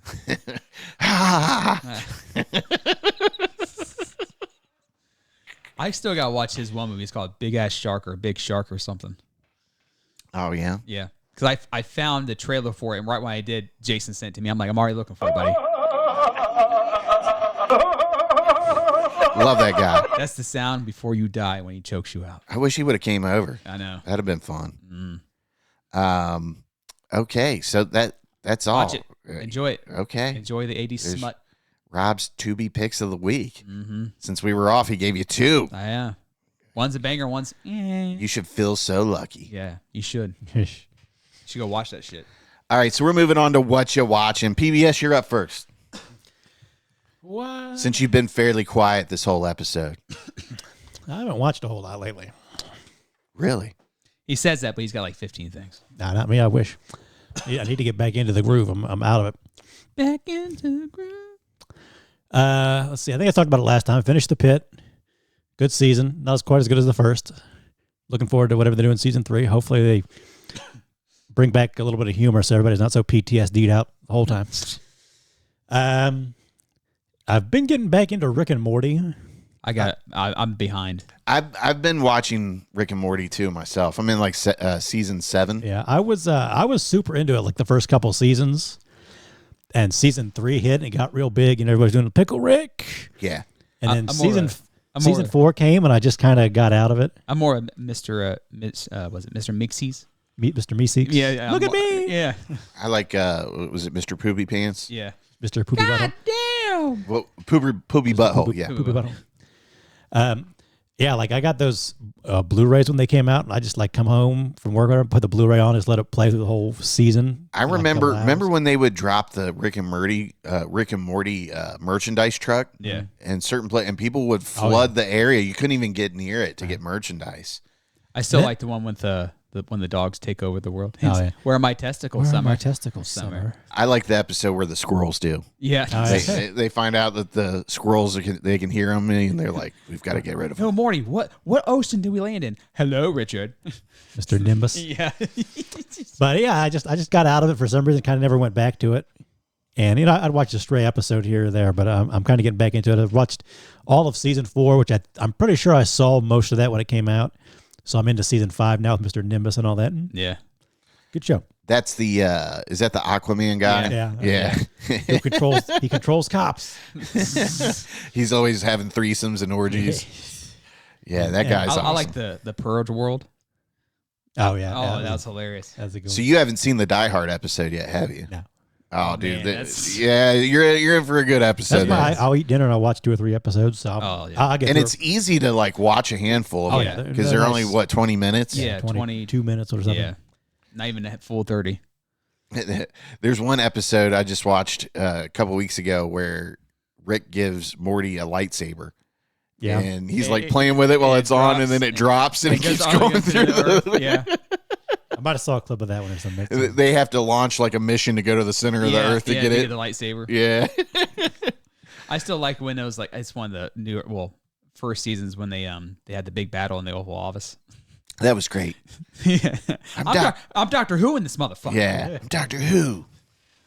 It's a great show, man. I want that picture. It's not for like if you don't know what they're referencing, it's not funny though. Yeah. So like you have to be a nerd to kind of enjoy the show. I feel like especially those earlier seasons, but even these ones, the newer seasons it got really dark. Yeah. They get dark. And I don't remember exactly what happened with the creator Justin Rolade. He got into some trouble, and it was like domestic, supposedly. Yeah. I don't know if it was like bad, or just kind of like he's an asshole bad. I think it's asshole bad. Or maybe kind of in the middle. I don't remember exactly. And so I think he got replaced as the voice of Rick and Morty. There was a certain charm with him on the show, though. Yeah. And it's definitely lost a touch, but it's still entertaining. Yeah. And I always hate to be that way, but like I say, that's kind of the reason I fell out of it, is because it got like mainstream popular, and I kind of liked it. Yeah. Those first 2 or 3 seasons before everybody was really, really into it. That's just me. I can't help it. I don't know if you want to talk about it now or just save it for you, but I watched Widow's Bay, the whole first season. Oh, dude. It's like the best show on television right now. It's really fun. Let me tell you what I didn't like about it. Let's hear. I didn't like it that it's not 20 episodes that are 45 minutes each, because this should have been like a full season of regular TV. It's so freaking good, isn't it? That the one thing I hate is like the episodes are like 37 minutes or something mostly. And I feel like anybody could watch this. Like even if you're not a fan of like horror, it's so it has a sweet spot that it can just attract anybody. And it's so good, dude. Like, and it's one of those shows where you watch it and before you know it, you're like 5 episodes into it. Yeah. Like I caught up pretty quick on that, and I was like, "Oh my god, it's not over with yet! I've got to wait a week for the finale. What the fuck? How fucking dare you?" But man, like I had so much fun watching it, and like everybody's outstanding in it. The writing is off the wall good. Like if you love Stephen King, Yeah, it's very Stephen King. You're gonna love it. Like it's very much inspired by Stephen King, and then it's got comedy in it, and there's there's a little bit of feel good stuff in there too between him and his son, and that's another one that gets kind of dark too. It does, man, especially by the end. But I mean, it's not so dark that it like depresses you or anything like that. Like because I mean, there's always like the characters themselves kind of like make it funny, like the way they react to certain things. It's not so much that it's like, jokes written into to make it humorous, or it's situational stuff that makes it humorous where you're like, oh, I'd be doing the same thing as that guy. But man, it's so good. And like one episode, there's a slasher episode. That's maybe the, I think it's something about your baggage, but essentially the boogeyman comes back after Patricia. That was a really fun, maybe the best episode overall. There's a witch episode that is hag. Fucking hilarious. The sea hag's coming to sit on your face, Rob. And I want to say there's like I don't know what you would call it. It was like one of the very first ones where the lady scratches. That's a sea hag. The sea hag. Yeah. I'm talking about the one where she finds the witchcraft book. Oh yeah. That was great, dude. That's one with those little subtle views of kind of what's going on. If you don't see it all till the end, that's good. Yeah, Patricia. I don't get why everybody hates on Patricia too. By the way, because they're jerks. I'd be hanging out with Patricia every night. Patricia's she's cool as fuck. She's got her own little bookmobile called the Paddy Wagon. Yeah, dude, it's great, man. But basically, Widow's Bay is like this little. It's like an East Coast island, I guess you would say, and they're trying to get more people to vacation there so they can have an economy. Mainly the mayor. Yeah, mainly the mayor. No one else gives a shit. Yeah. The mayor wants more people and wants some money for the town. But the town is just cursed by all kinds of bad history and curses in general. Just cursed. Yeah. It's just so fucked up. And like he invites this writer to come and they get a good review and then they start getting people to come and all that, and it's an adventure. It's a fun adventure. I wish it had been a little more like an old school TV show where give me 20, 45 minutes. Like each episode, something kind of weird happens, and the next episode, something kind of weirder happens. Now you're lucky to get 13 because shit just costs too much to film nowadays. But it's good, dude. It's very good. They got Stephen Root plays Wick, who at first he's kind of like the old guy who's like, it's cursed, the island's waking up. But as you go along, you find out he's kind of more right about things. You know who he is, the stapler guy from Office Space. Oh, okay, yeah. He's been in a bunch of stuff. He's great. He's like the old tough guy in the island, and he knows all the history, and he's like, you can't do that. Yeah. He's like, you got to get everybody inside, and nobody listens to him. It's great, dude. Again, that first episode, it was very much like John Carpenter's The Fog, where the fog rolls in and gets the guy, and they're trying to figure out if he's alive or dead. Like you said, the Sea Hag episode is fun.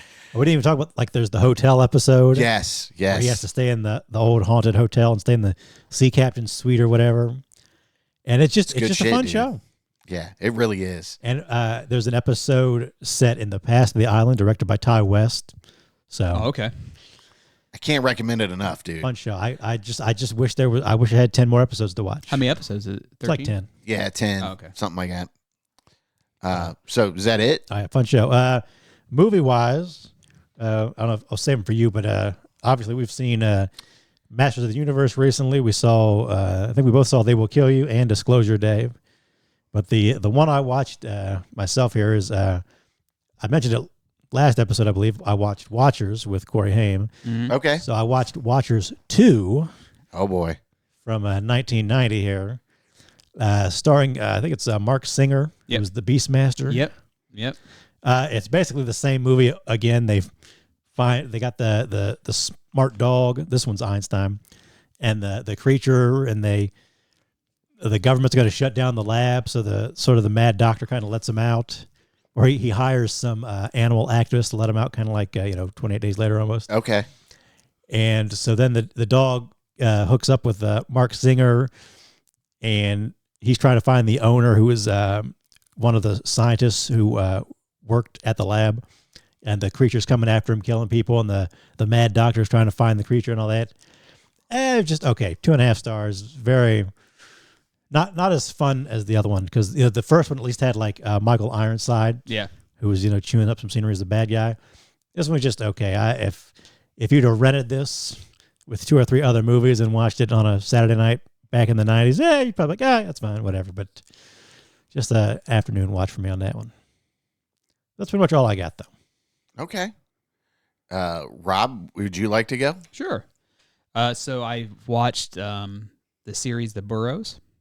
So I liked it. The best way to describe it, it's basically...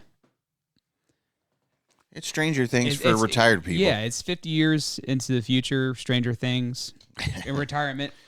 So I liked it. It's good. Gina Davis, still rocking it, still sexy as hell. You'd bang her, wouldn't you? Oh, absolutely. Absolutely. So I watched that. So Rob's I liked it. Can you put some techno music on? Yeah. Shooting up each other with their GLP ones. Yeah. you get me and I'll get you. Oh, God, that's the good stuff. Turn the bass up. I'm ready now. I finally got the watch. I did like The Burrows. I finished it also. Yeah. I like that it kind of, it's not exactly what you think it is at first, but it's a good show. It's they said they were going to shoot seasons 2 and 3 back to back, and then Netflix canceled it. I'm kind of happy with one season. Yeah. I think there's no reason for another season. Yeah. One season's perfectly I did like the characters. I it wouldn't have been terrible to have another season with them, but I'm okay with one season. Yeah. And I got a chance to finally got to watch Dream Eater. So that's presented by Eli Roth. Okay.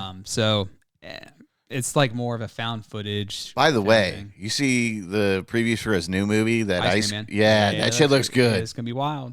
I'm just still ready for Thanksgiving too.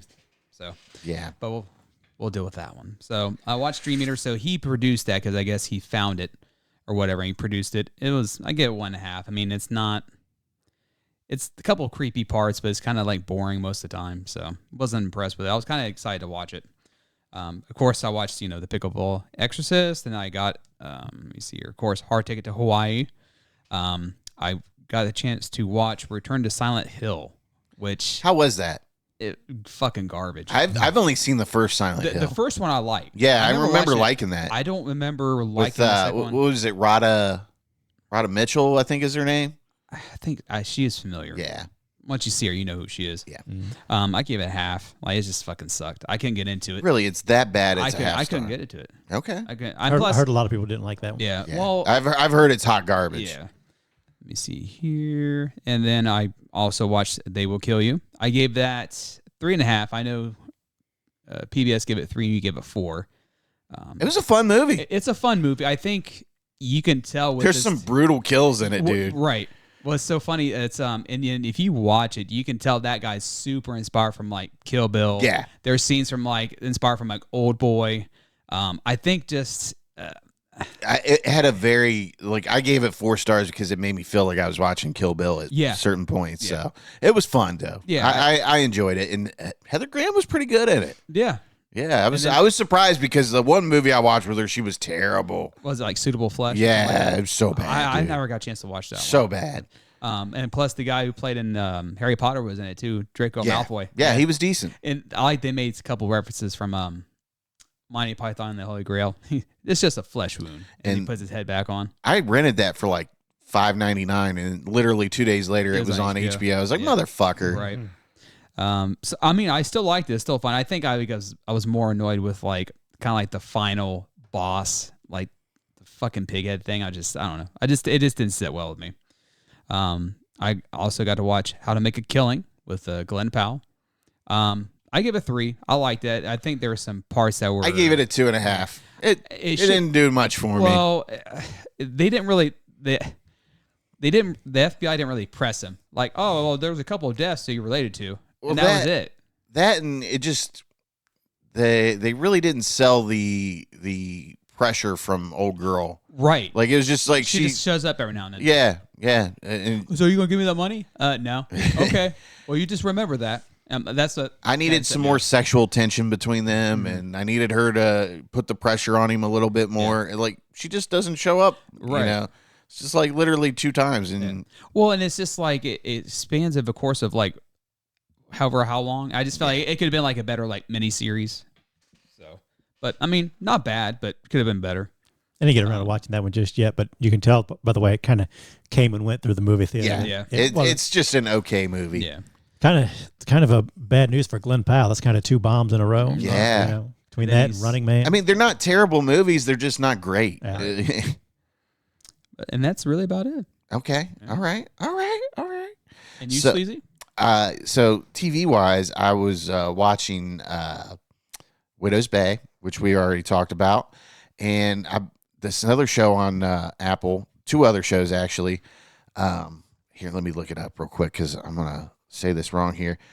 Okay, Maximum Pleasure Guaranteed. I've heard about that one. Fun show, dude. Fun show. I think it's getting closer to ending, but basically this lady's going through a divorce custody battle, and she is lonely. So in the evening, she's getting into cam boys, and she's like talking her problems out with this boy, and then or not boy, he's a man, well, a young gentleman, we'll say that, and she, obviously, they're pleasuring themselves to each other, and doing what people do when they order cam people, and she ends up getting scammed, and then gets caught up in a murder, and she's trying to solve the murder because the cops really aren't helping her, to clear her name.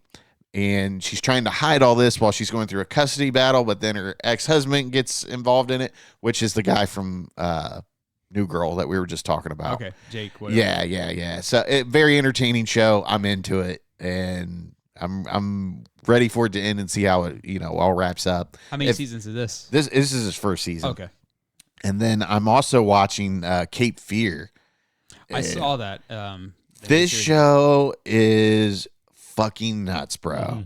It's basically about these two lawyers. They're married together, but what's her face here? Amy Adams is a defense attorney, a very famous defense attorney, and she represented Javier Bardem, who gets put in jail for the murder of his girlfriend or wife. I forget what it is, but she was pregnant with their son. And Patrick Wilson from Conjuring. The Conjuring, he's her husband, and he was the prosecutor in that case, and those two kind of fell in love at the end of but there's this secret that they're hiding that Javier Bardem seems to know, but he ends up getting out of prison because his girlfriend at the time of the murder confesses to everything or whatever, and then kills herself. Right? Pretty weird, but Javier Bardem is a fucking psycho in this show. I mean, and he's having people mess with their kids, and they can't really prove what's going on. But there's all kinds of shit going on, and it's just a murder kind of mystery kind of thing that just keeps going, and it's just so fucking entertaining, dude. Well, he plays a great psychopath. Anyways. He does, dude. No Country for Old Men. Yeah, dude. But it's funny, he gets out of prison, and there's this part where he's walking through the park after he's getting some ice cream, and this girl's like, when are you gonna open another restaurant? I sure like to eat it. And he's like, oh yeah, you'd like to eat there, huh? How about I do this and that, and then I take you up to your room, and then I choke you. And she's like okay, no, let's not do that. And then he puts the ice cream on her cheek and licks it off and walks away, and you're like, what the fuck is wrong with this dude? It's crazy. But it's a very entertaining show, man. I think that's it from Apple that I'm watching. And I started watching that Washington documentary on Netflix. It's from 2020, but it's 3 episodes. But they kind of do reenactments and what's his face from Dumb and Dumber? Jeff. Not Bridges. It's Jeff Daniels. Yeah, Jeff Daniels narrates it. So that's awesome. Yeah, it's pretty damn good. I think I'm gonna watch it. They've got one for Washington. What was the other president? God damn it. Was he the third president? I'm trying to think of his name. He signed the Declaration of Independence. Adams? No, not John Adams. But they've got different historical figures. And I think they're 3 episodes or whatever. They're an hour and 12 minutes or something like that. But very entertaining. I was watching it before you guys came over, and I'll probably watch it before I go to bed. Movie-wise, I watched a documentary called The AI Doc, or How I Became an Apocalyptimist. And let me just tell you, like, there's no silver lining in that documentary. You will, like, he tries to spin it positively at the end, but no, there's no hope, or it just doesn't make you feel positive about AI. That's not the one from the guy from the OC TV show, or whatever. No. You're thinking of, that's on cryptocurrency. Yeah. No, this is different. Then of course I watched Masters of the Universe with PBS. We went one weekend. I thought it was a fun movie. We had a good time with it. It's not great.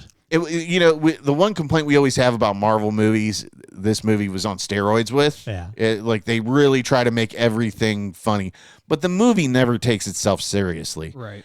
And I wish maybe it kind of should have in a way.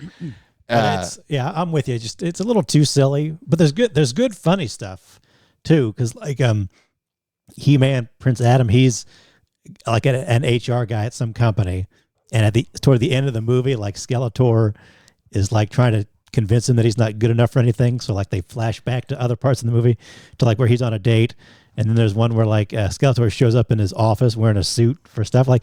There's some good funny in there too, but it's just a little bit too much. See, I've heard a lot of people on like reviews on like TikTok. They're like, the best part of it was Jared Leto. Yeah, he was good.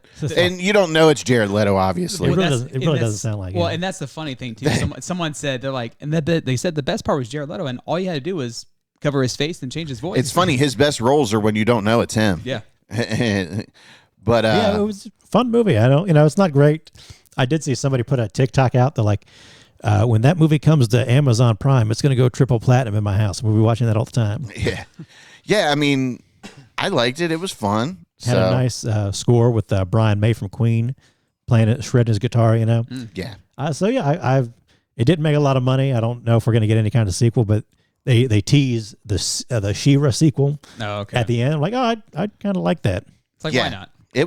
I thought it was entertaining. I thought it was fun, and I realized that it's not appealing for most people because most people don't know what the fuck He-Man is unless you were born in that era, like us. Yeah, I don't know if I wrote it in a review or not, but I'm like, what do you expect from a movie based on a 40-year-old toy commercial? And it's I wrote one, and I put Masters of the Universe is a fun, visually impressive space fantasy that understands the inherent silliness of He-Man and isn't afraid to lean into it. The gorgeous visuals, excellent score, and strong supporting cast, especially Jared Leto's Skeletor and Idris Elba, keep things entertaining throughout. Its biggest strength is also its biggest weakness, which is the humor. It's just too much, man. The movie relies a little too heavily on the "we know this is ridiculous" approach, which sometimes undercuts moments that could have landed harder. It's also a bit longer than it needs to be and misses a few opportunities for a stronger ending. Still had a great time with it, and it came away hoping they have a second chance to make a sequel. So. And again, these movies, it's an Amazon movie. They don't need to make money. They could make as many movies as they want without making money. So you kind of wish they tend to overstuff these movies a little bit. Just make your movie and then make the sequel, whether it makes money or not, because you got the money to do it. Yeah. And you probably have a better movie to begin with. Honestly, I'd be happy with a straight to Amazon thing, if they could save money somehow. But I thought Idris Elba really stole the show in a couple scenes. Yeah. Yeah, I had fun with it. Wasn't, high art or anything. I had a good time. I like. And I think people judge these by the Avengers and other epic movies that we've experienced. Yeah. And at some point you have to say, well, these are kind of like kids movies. Yeah. So it is what it is, It's a family movie. We stop judging it on something that it's not, Then I watched the regular Masters of the Universe, the old one from 87. Dolph Lundgren. Just okay for me. See, I don't know, I like the sword in that one more than the old one. There's good things about it, and there's really bad things about it. But I know PBS is about to punch me for saying that. It's always written as Motu, so I'm a Motu defender. If I see, and again, not a great movie, but if I see somebody call this like a bad movie, I just know they've never watched a bad movie. Yeah, it's definitely not a bad movie. Yeah. It's a solid 80s space opera. Kind of low budget action, or yeah. It's, I miss, again, kind of like with Rob's Hard Ticket to Hawaii. I was watching the trailer on there. Like, I miss when movies had to physically do stuff. Mm-hmm. You had to physically have your sword and your people in their costumes and the sets. And I love like the He-Man throne room set. Yeah. And he gets with the sword fight with Skeletor at the end, and James Tolkien from Back to the Future shows up and he's got his shotgun. Like, there's definitely some great like stages that they built for that movie. Like I'm with you. I miss when they built stages for stuff. Real action and real effects. And again, now everything's green screen. And I do for I don't know about younger people, but for me, I miss that stuff. I miss when it was more real. Still real to me, damn it. Yep. So I watched They Will Kill You, obviously. Fire in the Sky from 1993, which is based on the Travis Walton abduction. That's still like one of the creepiest scenes. It's definitely creepy, but like I remember this terrifying me as a kid, and I watched it again, and it just didn't hit the same. The stuff around the few creepy scenes, you're just kind of like, okay. Yeah, I mean, it's such a boring movie, and it doesn't know how to end, and like it probably shouldn't have been made at all. And like another thing that makes me dislike it is that they changed his story so much to make it into a horror movie, right? And I just don't respect it. Like I wish they would have kept it the same, and they could have added some scariness to it or whatever. But it's really not a scary story. Like he gets abducted, and I think he describes being woken up terrified because he's obviously in a room, and he's surrounded by aliens that look like humans, and then there's like midget ones too, and he runs through the ship and gets lost, and they let him look out into the stars, and he wakes up on the side of a road. Like it's just, I don't know. Like the performances are good in it, but it feels like an ABC made for TV movie. Yeah. Very much. Outside of those few scenes that everybody remembers, it's just kind of it's not good. It's not that good. Then of course we watched Disclosure Day last Friday, and I enjoyed it. I thought it was a fine movie, and we'll talk about this when we close the show. But people are bashing it big time, like big time, and I'm like, I'm kind of confused by it. I'm like, are we watching the same thing here? Then I saw Scary Movie, the new Scary Movie. Just okay. It has its funny moments. Let me tell you something. If you're Gen Z, you're going to be offended. Because the entire movie is them shitting on Gen Z. Yeah. And the ending is kind of funny. I'm not going to lie. Then I watched Being John Malkovich. I'd never seen that. I've only seen parts of it. It's been a long time. It's pretty good, man. It's pretty good. Like, what's his face? Oh, shit. What is his name? John Cusack? John Cusack, yes. John Cusack is working in this building, and he finds like a portal where if you go through it, you get so many minutes in John Malkovich's eyes. You get to, see what he's doing and all that. But the more people find out about it, and then they kind of start a business where you can be John Malkovich for 15 minutes, and then it spits you out on some random highway. But I liked it. I mean, I gave it, what did I give it here? 4 stars. And then How to Make a Killing, obviously, I just thought was okay, 2.5 stars. Then I watched that Maternal Instinct on Netflix, a documentary. I've been wanting to watch that one. Crazy shit, dude. Basically, this girl is just a fucking liar. She lies about everything. She says she's inheriting this money. She gets together with this guy, and she fakes a pregnancy. Yeah. And you find out she really can't get pregnant, but she ends up killing one of her friends who was pregnant at, the same time, cuts the baby out, and then drives away with the baby and pretends she gave birth on the road with the baby. It's fucking nuts, dude. I've never seen the trailer. Like, you don't let her leave that room. Yeah. It's crazy, dude. Very sad documentary when you realize what's happened and all that. And then last night I was able to catch up with the movie you guys watched, and we've been passing the Blu-ray around. Roku the Goblin. Roku the Goblin. I gave it 3 stars. I wasn't as big on it as you guys were. But I mean, I did enjoy it. It's a nice, fun little like 80s supernatural movie. It's like a low-level Ghostbusters. Yeah. Like the guy's got like the little goblin meter. He's like riding his bike around. He's like an archaeologist. Yeah.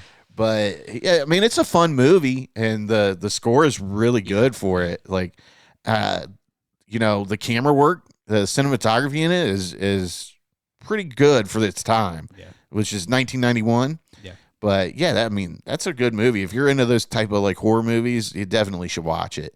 But it's Japanese, right? Or is it Korean? I don't remember. I think it was Japanese. I want to say Heroku is Japanese. Yeah, it's Japanese. Yeah, I think it's Japanese. Well, if we're wrong, somebody will let us know, right? But yeah, it's got an average score of 3.4. I mean, Japanese horror and Korean horror is like it's a good time. Yeah, yeah, they're always entertaining. Yeah, like even the ones that aren't that great are still fun to watch.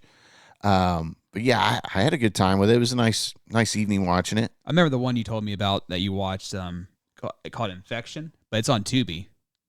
Oh yeah, yeah. I don't remember that. Yeah, it's got the like girl with like something over her face and it has infection. It says green. It's in green.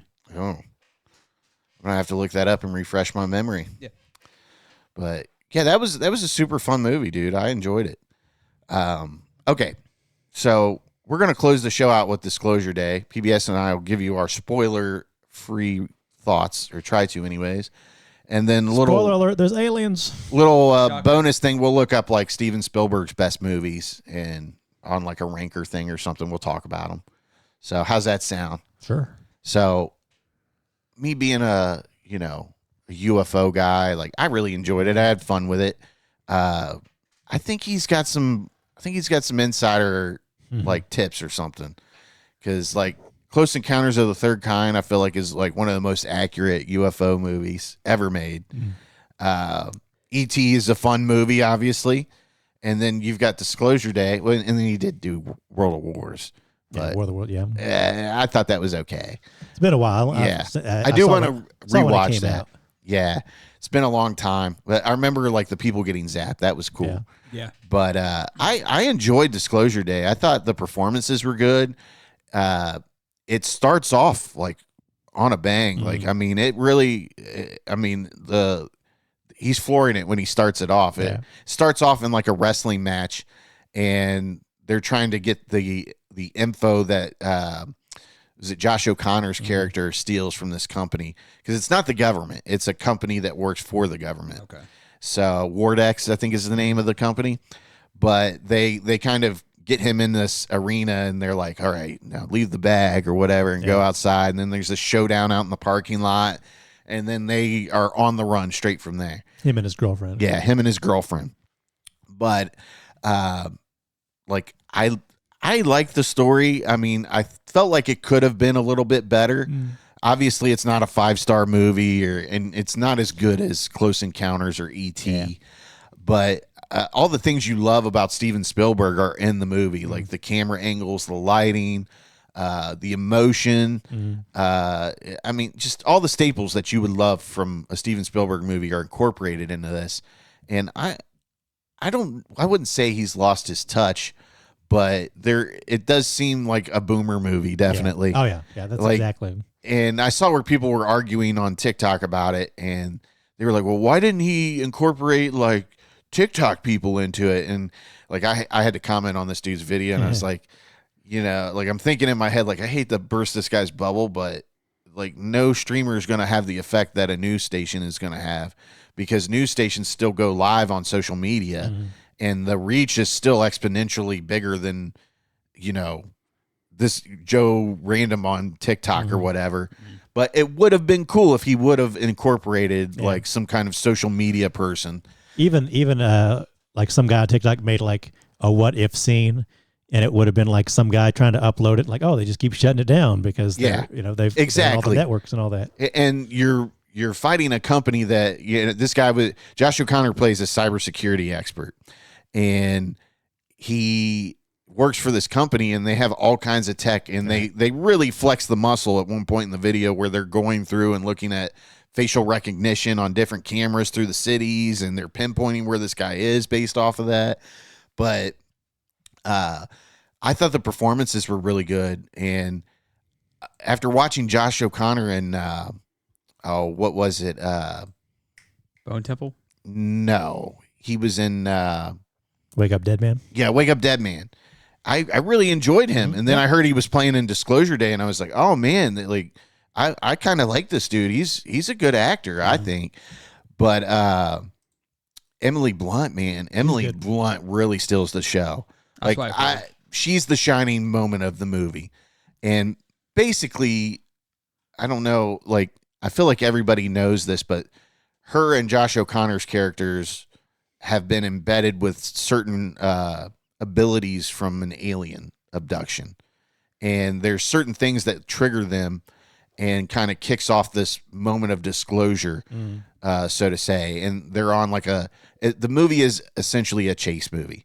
Like Wardex is chasing after them to prevent them from disclosing all the information that they have. And the movie really, it's all gas until the second act, and then it kind of slows down, and then it speeds back up for an ending. And there are missed opportunities in it. And I won't say it's terrible writing or anything like that, because the movie does flow pretty well, I think. But I was reading where people are walking out of the theater. Like one guy was like, this movie's trash. I walked out after 35 minutes. Like, you're not even into the movie at that point. Like, what are you doing? Like, some people are just fucking stupid. Like, if you stayed for 35 minutes, why can't you stay for the next hour? But it just, I feel like there is, when you watch Steven Spielberg movies, even like movies that are dark movies by him, there's still optimism in them. And there's the guy puts his emotions into his writing and his movies, and there's all these undertones in it.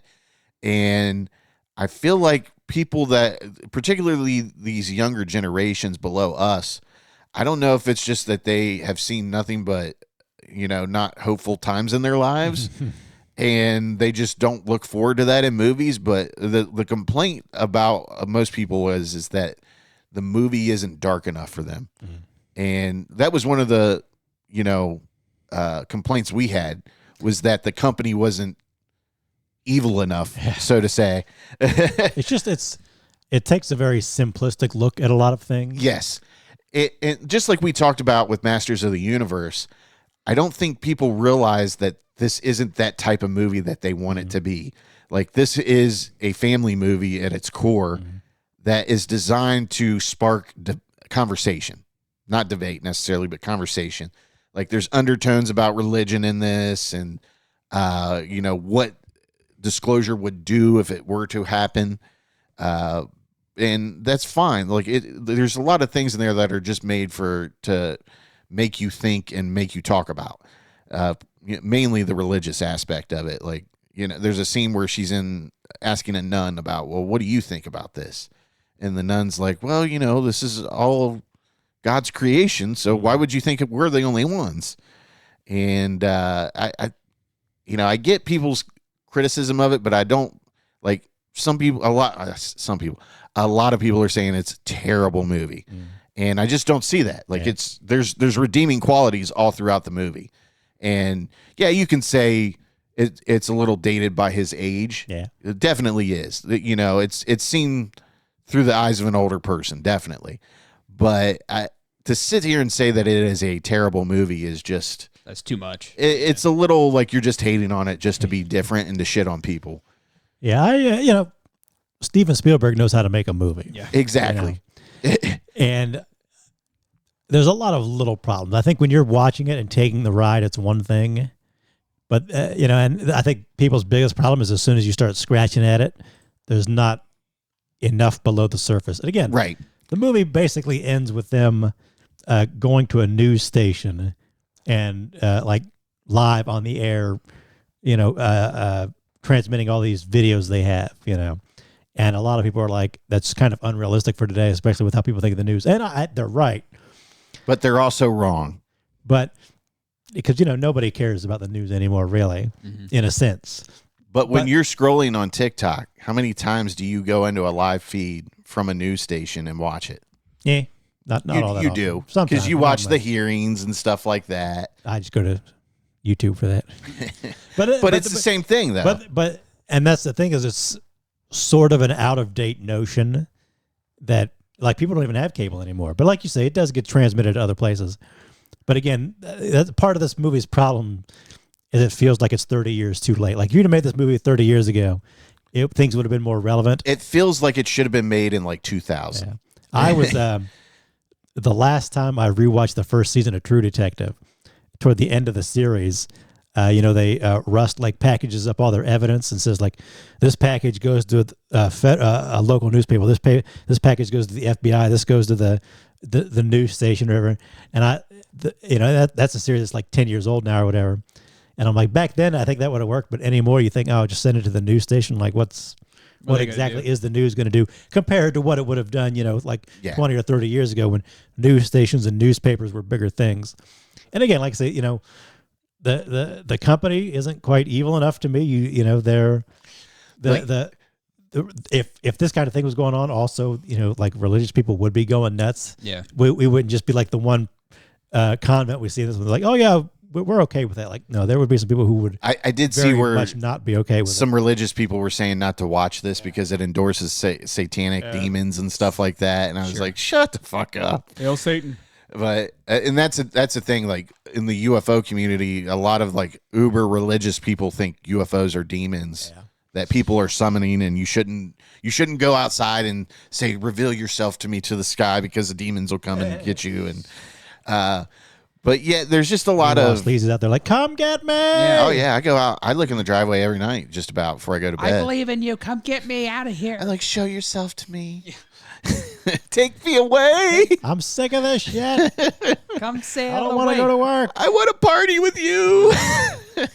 We come down there. Fuck that, man. Yeah. And so, like I say, it's not, if you're watching a movie, like, I'm into it, but there's definitely like, we talked about this at the time, like, Josh O'Connor's girlfriend kind of shows up toward the end and she just kind of like walks in through all this stuff going on. Like, she literally just walks in through like all these soldiers that have like barricaded the TV station, and you're like, what the fuck? Like, come on.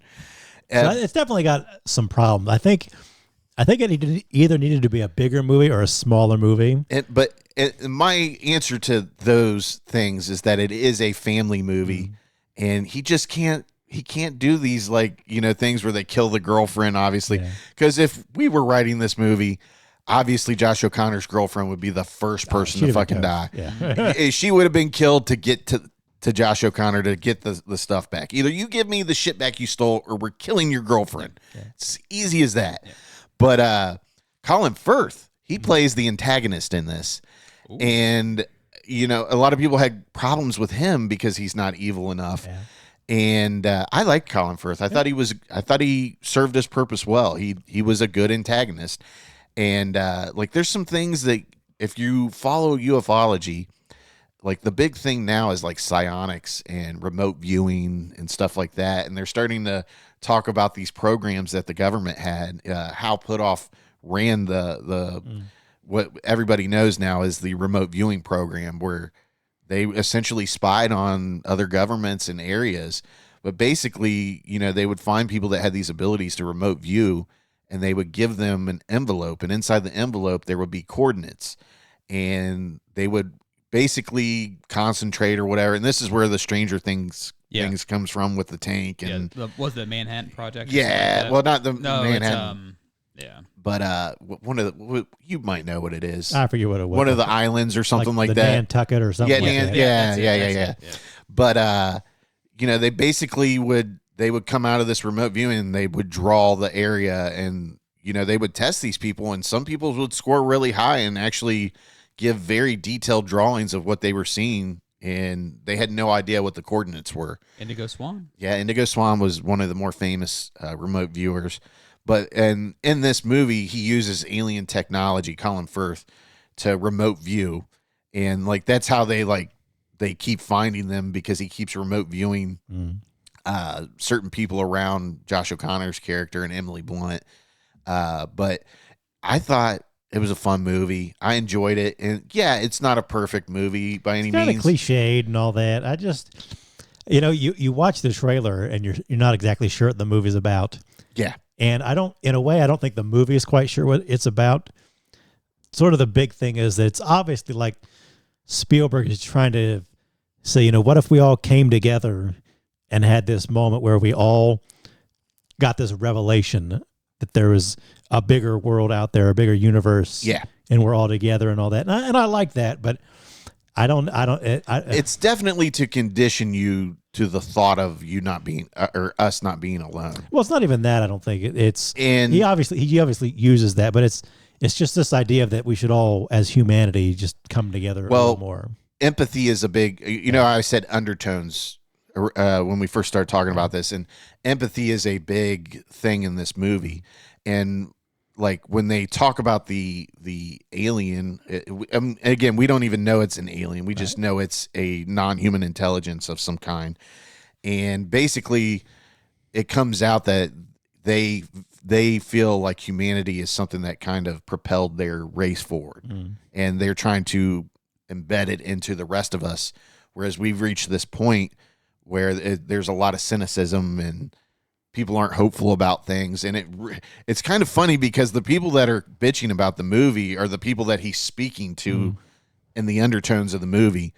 And I mean, it's just kind of ironic that, the one thing he's calling out, people are bitching about. now is not a good time to put out a movie about looking forward to things. Yeah, right. It's just not a good time, for anybody right now. People are angry right now. And this movie doesn't quite earn that ending of where we all come together and have this revelation, I don't think. Yeah, again, I don't think it's not a terrible movie or anything. I just Spielberg has a story credit on this.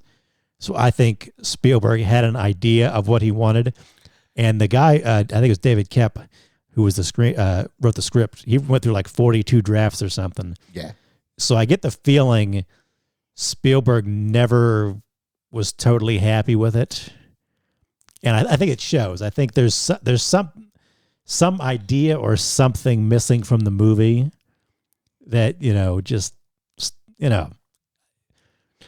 can't put my finger on it, but it's just there's just something that's like.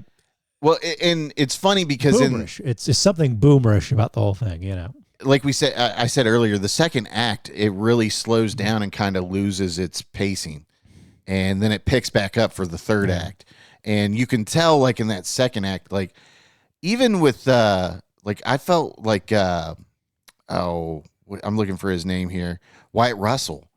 I felt like his character was like, why was he in the movie to begin with? Which one was he? Just he was the bad guy? He was the boyfriend of Emily Blunt. Oh, yeah. God, I kind of hated him. Yeah, he was a douche. Like, who does that? Not in the way I wanted to hate him, but I'm just kind of like, guys, this guy's annoying. Yeah. I mean, this guy has a knockout girlfriend way out of his league. And he's like some kind of musician, but he's a total douche to her. Of course he is. But who is just killing it lately with roles is Coleman Domingo. He was good in this. He was damn good in this. But I really liked his character. I wanted more of his character, if anything. I felt like we were, kind of robbed of his character. I was listening to another podcast, and they were talking about, I guess Spielberg really likes attending Saturday Night Live tapings. Oh, yeah? And there's the scene in the early in the movie where we don't know what's going on, but we can see them like putting together a set. Yeah. And somebody suggested that's really like Spielberg talking about how much he loves SNL and how they have to build the sets and put sets together quick for the show. And I thought that was kind of neat. Yeah, that is cool. And again, there's good stuff in here. And it's not a terrible movie. I wish I could get into it myself more. I see, like, I don't necessarily disagree with anybody's criticisms of it, but I don't think it's like a terrible movie. I think some of them are really harsh. Like these people that are like, oh, I couldn't even fucking watch it. It's terrible. Some people were like acting like Spielberg's like the worst director ever. And you're like, all right, come on. Did you see that's a stretch? Did you see the one video I sent you of the person that was like, for these people that are saying that this is a terrible movie, you've probably only watched like 3 movies. And I forget what he listed off, but one of them was like a Disney like cartoon movie and something else. And I kind of like, I agree with that a lot, because to say it's a terrible movie, I don't think you've really seen a really, really bad movie. Yeah. Like, it's not a terrible movie. Come like, talk to me. Yeah. Talk to me. Yeah. It's a fine movie with issues that could make it better. Yeah. And I mean, yeah, there's some writing issues, but like you said, you can tell it's one of those movies where you can tell it's been rewritten a lot, and they just didn't know where to go in certain areas, and then they just kind of went with it. Yeah. But I feel like I think Spielberg had a message that he wanted to get out. He just wasn't ever quite sure how to get it out. Well, it's definitely his closing argument to whether we're not alone or not, and which I don't know why he needs to give a closing argument, because he's kind of given that with Close Encounters and E.T. and but man, some of the stuff in here is just like kind of like eerie how spot on it is with like ufology and stuff like that. Well, it's clear that, that was a goal. Yeah. Well, I mean, he's a fan, and he said he was inspired by the New York Times article in 2017 where Lou Elizondo was interviewed and stuff like that. And but I had heard there was actually a guy on American Alchemy. There was Bryce Zabel and another Hollywood guy. They made Dark Skies together, which was on NBC. And there's a long story about that, but they had a naval intelligence officer come and tell them that they got a bunch of stuff right. Oh, yeah. Wanted to feed them information for certain things, but they passed on it because it was creepy. Like the guy wanted to meet him in a cemetery at night, and they were like, no. But they were talking to, was it Toby Emmerich? I want to say, is he one of the guys that does movies with Spielberg? Oh, no. It was somebody that did movies with Spielberg. Yeah. And he was like, oh, you're going to shoot this, an actual, this that Spielberg hasn't done alien-wise, because he worked on Dark Skies with them. Mm-hmm. It was a crap scene. Yeah. Scene from their show.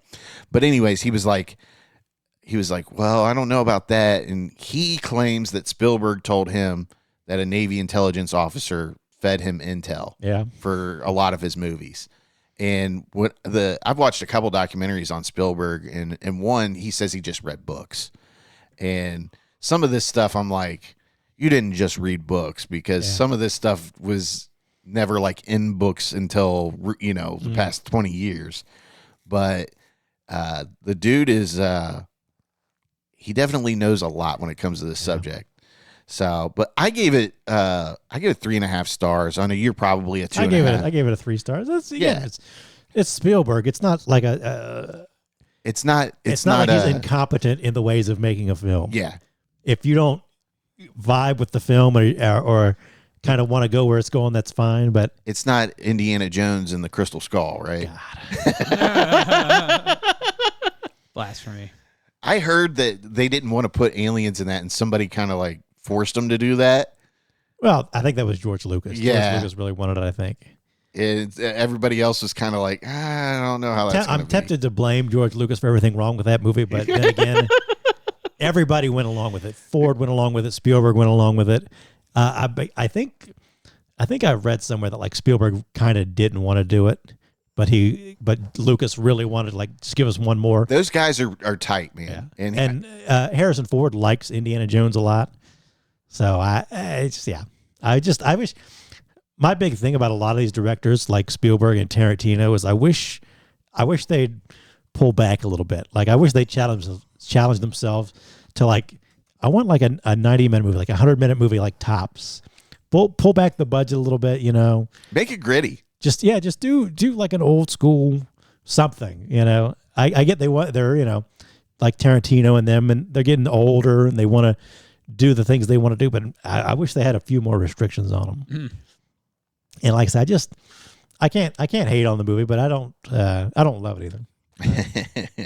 I suspect that this may be a movie that's reevaluated in like 10 years. I feel like this will be a movie that younger like kids will grow up liking. Yeah. And like we did with Close Encounters and E.T. I feel like people will like it like that. Now, obviously, not as good as those. No, it's not nearly as good as those movies. But I think for kids that are growing up now, just getting into movies, this will be a movie that they probably enjoy. Could be, like I say. But the UFO community seems to like they're like head over heels for it, and I'm like, I didn't think it was fantastic, but these people are like giving him all kinds of praise for it, and I'm like, okay. But I gotta defend my boy though. Like it's not terrible, and I think it's completely wrong to go out and say it's shit. Yeah, because it's not shit. It's still an okay movie. Yeah. If you don't like it, that's fine. But yeah, I don't right. Say you don't like the writing, but it was an okay movie. Yeah. It's not a fucking shitty movie. Okay, so our bonus thing here, we'll probably do about 10 more minutes here, but we're just going to do Ranker's best Steven Spielberg movies here. And you can tell us if you agree with these or if you don't, if you made it this far. I don't think anybody ever makes it to the closing of the show. I think people just like pick out what they want to listen to. Well, they need to. Yeah, they do. We need to get on people to start fucking listening and watching. Like we go through this where we have to hang out with Rob every other week just for you people. Mm-hmm. Okay, so obviously number one here is going to be Jaws. What do you think? You think this is the correct answer? Yeah, you think so? I think so. Jaws, like I'm not big on Jaws. I'm probably like I don't dislike it. I feel like you do with Disclosure Day. It's because you're a fucking idiot. Like there's great things about Jaws, but it doesn't scare me the way it scares other people. It's not a scary movie. Yeah, some people act like it is. It's like Jaws. Like anytime I do like a best of list or talk about Spielberg, like Jaws has like an asterisk next to it, like because it's just like should be understood that like Jaws is just one of the great movies. Well, I have a much more fond appreciation of Jaws after watching the Spielberg documentary on HBO. I did watch that too, by the way. And in the documentary, they talk about how hard it was to shoot this movie because nobody had ever shot anything out on the ocean like they were doing. And he literally had to film a lot of that stuff by himself. And they had to, I mean, they didn't have scripts. They were constantly rewriting scripts the night before. And it was just a very tough movie. And the shark. He like to this day, it's a miracle that it got made and it was as well received as it was. And also, it was I think the opening scene you were supposed to see the shark, but it malfunctioned all the time. So the shark was constantly breaking down, and they had no idea. They didn't even have a shark when they started filming. Yeah. So I mean, that's how it was. But yeah, Jaws is just one of like the all-time great American films. Yes. Raiders of the Lost Ark too. That is the correct number 2. Yeah, that is the correct one. Such a great movie, dude. If you were to ask me my favorite Spielberg movie, I'd probably say Raiders before Jaws. But again, like I said, Jaws is just kind of somewhere over here by itself. Yeah, I would probably be willing to say Indiana's over Jaws for me. Again, like if you go to my letterbox, Raiders is in my top 4. It's just one of my all-time. Like I always say, it's like a perfect pop song. Like it's the Beatles, the Rolling Stones of a movie. And it's just, so Jurassic Park. Do you think Jurassic Park should be this? I don't know if I'd go that high. That's how I'm feeling. Yeah. I think it's top 10. I love Jurassic Park, and it's a big movie, like in my life and all that. But like, I think when you go back and watch it, it's like, it's a pretty good movie. But like the thing I think everybody remembers is like the animatronics and all that stuff. Well, and the CGI that they had for that movie was, unbelievable at that time. I remember people walking out of the theater and they were like, "Oh, the dinosaurs look so real." And it's like, it was a big movie for its time. So I think it's a movie that's a little as a movie, as a movie, it's really good. But if you it's another one kind of like Disclosure Day. If you dig into it just a little bit, you're like, okay, there's some cracks. But it's great movie.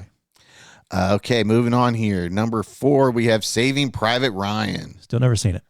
You've never seen Saving Private Ryan? You got to watch it, dude. I would leave it there. That's one of the best war movies. Yeah, I'm going to leave it neutral, but when they storm the beach, it's amazing. Like terrifying. Yeah, I mean, you really feel like you're on that beach with those people. And like there's dudes getting killed and they're like crying for their mom and looking like some guy like lost his arm, he's looking for his arm. Yeah, and then there's a scene where they're like trying to evade a sniper. Like it's a damn good war movie, dude. Great cast like too. He just has such a way of making you feel like you're in the movie. Yeah.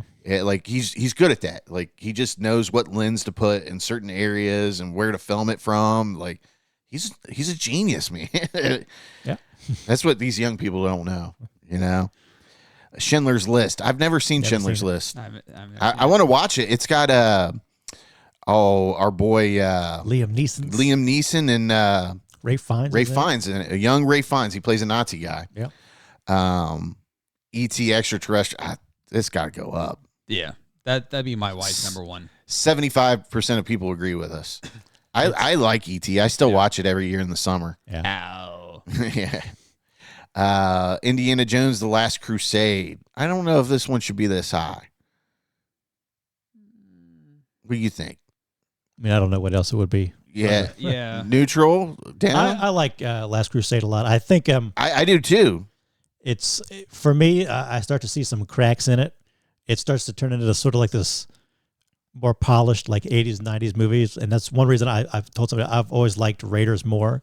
It's because Raiders has some of that like gritty 70s-ness still in it, and it's just a terrific, rewatchable movie. Look at this. Close Encounters of the Third Kind at 8. I'm going to move that. Yeah, I can move that up. Air that up. I think that's a phenomenal movie. There's so much that he gets right in that. And I think, like, if you want an experience of what is what people see UFO-wise and what the government has reported on, and, like, the books that I've read, this is probably the most accurate movie you're going to find. Like, there's a lot of, like, orbs that fly around, and the main character, he gets like a radiation sunburn from one of them, and that's what people report happening. And that's pretty much been the case from the 40s up until today. Radiation poisoning and stuff like that.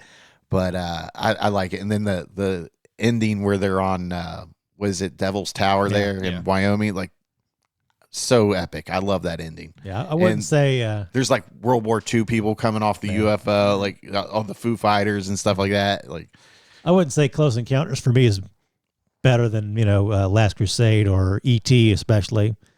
So I think it's you just get to a point where the guy's got good movies. So. Yeah, right. Being number 8's like, yeah, I guess, sure. Catch Me If You Can. It's a great movie, but I don't know if it's like top 10 Spielberg. Still haven't seen that one. Really? I'm going to down arrow this one because I don't know. I don't think it should be in the top 10. I mean, you can't go wrong with Leo and Tom Hanks. You know what I mean?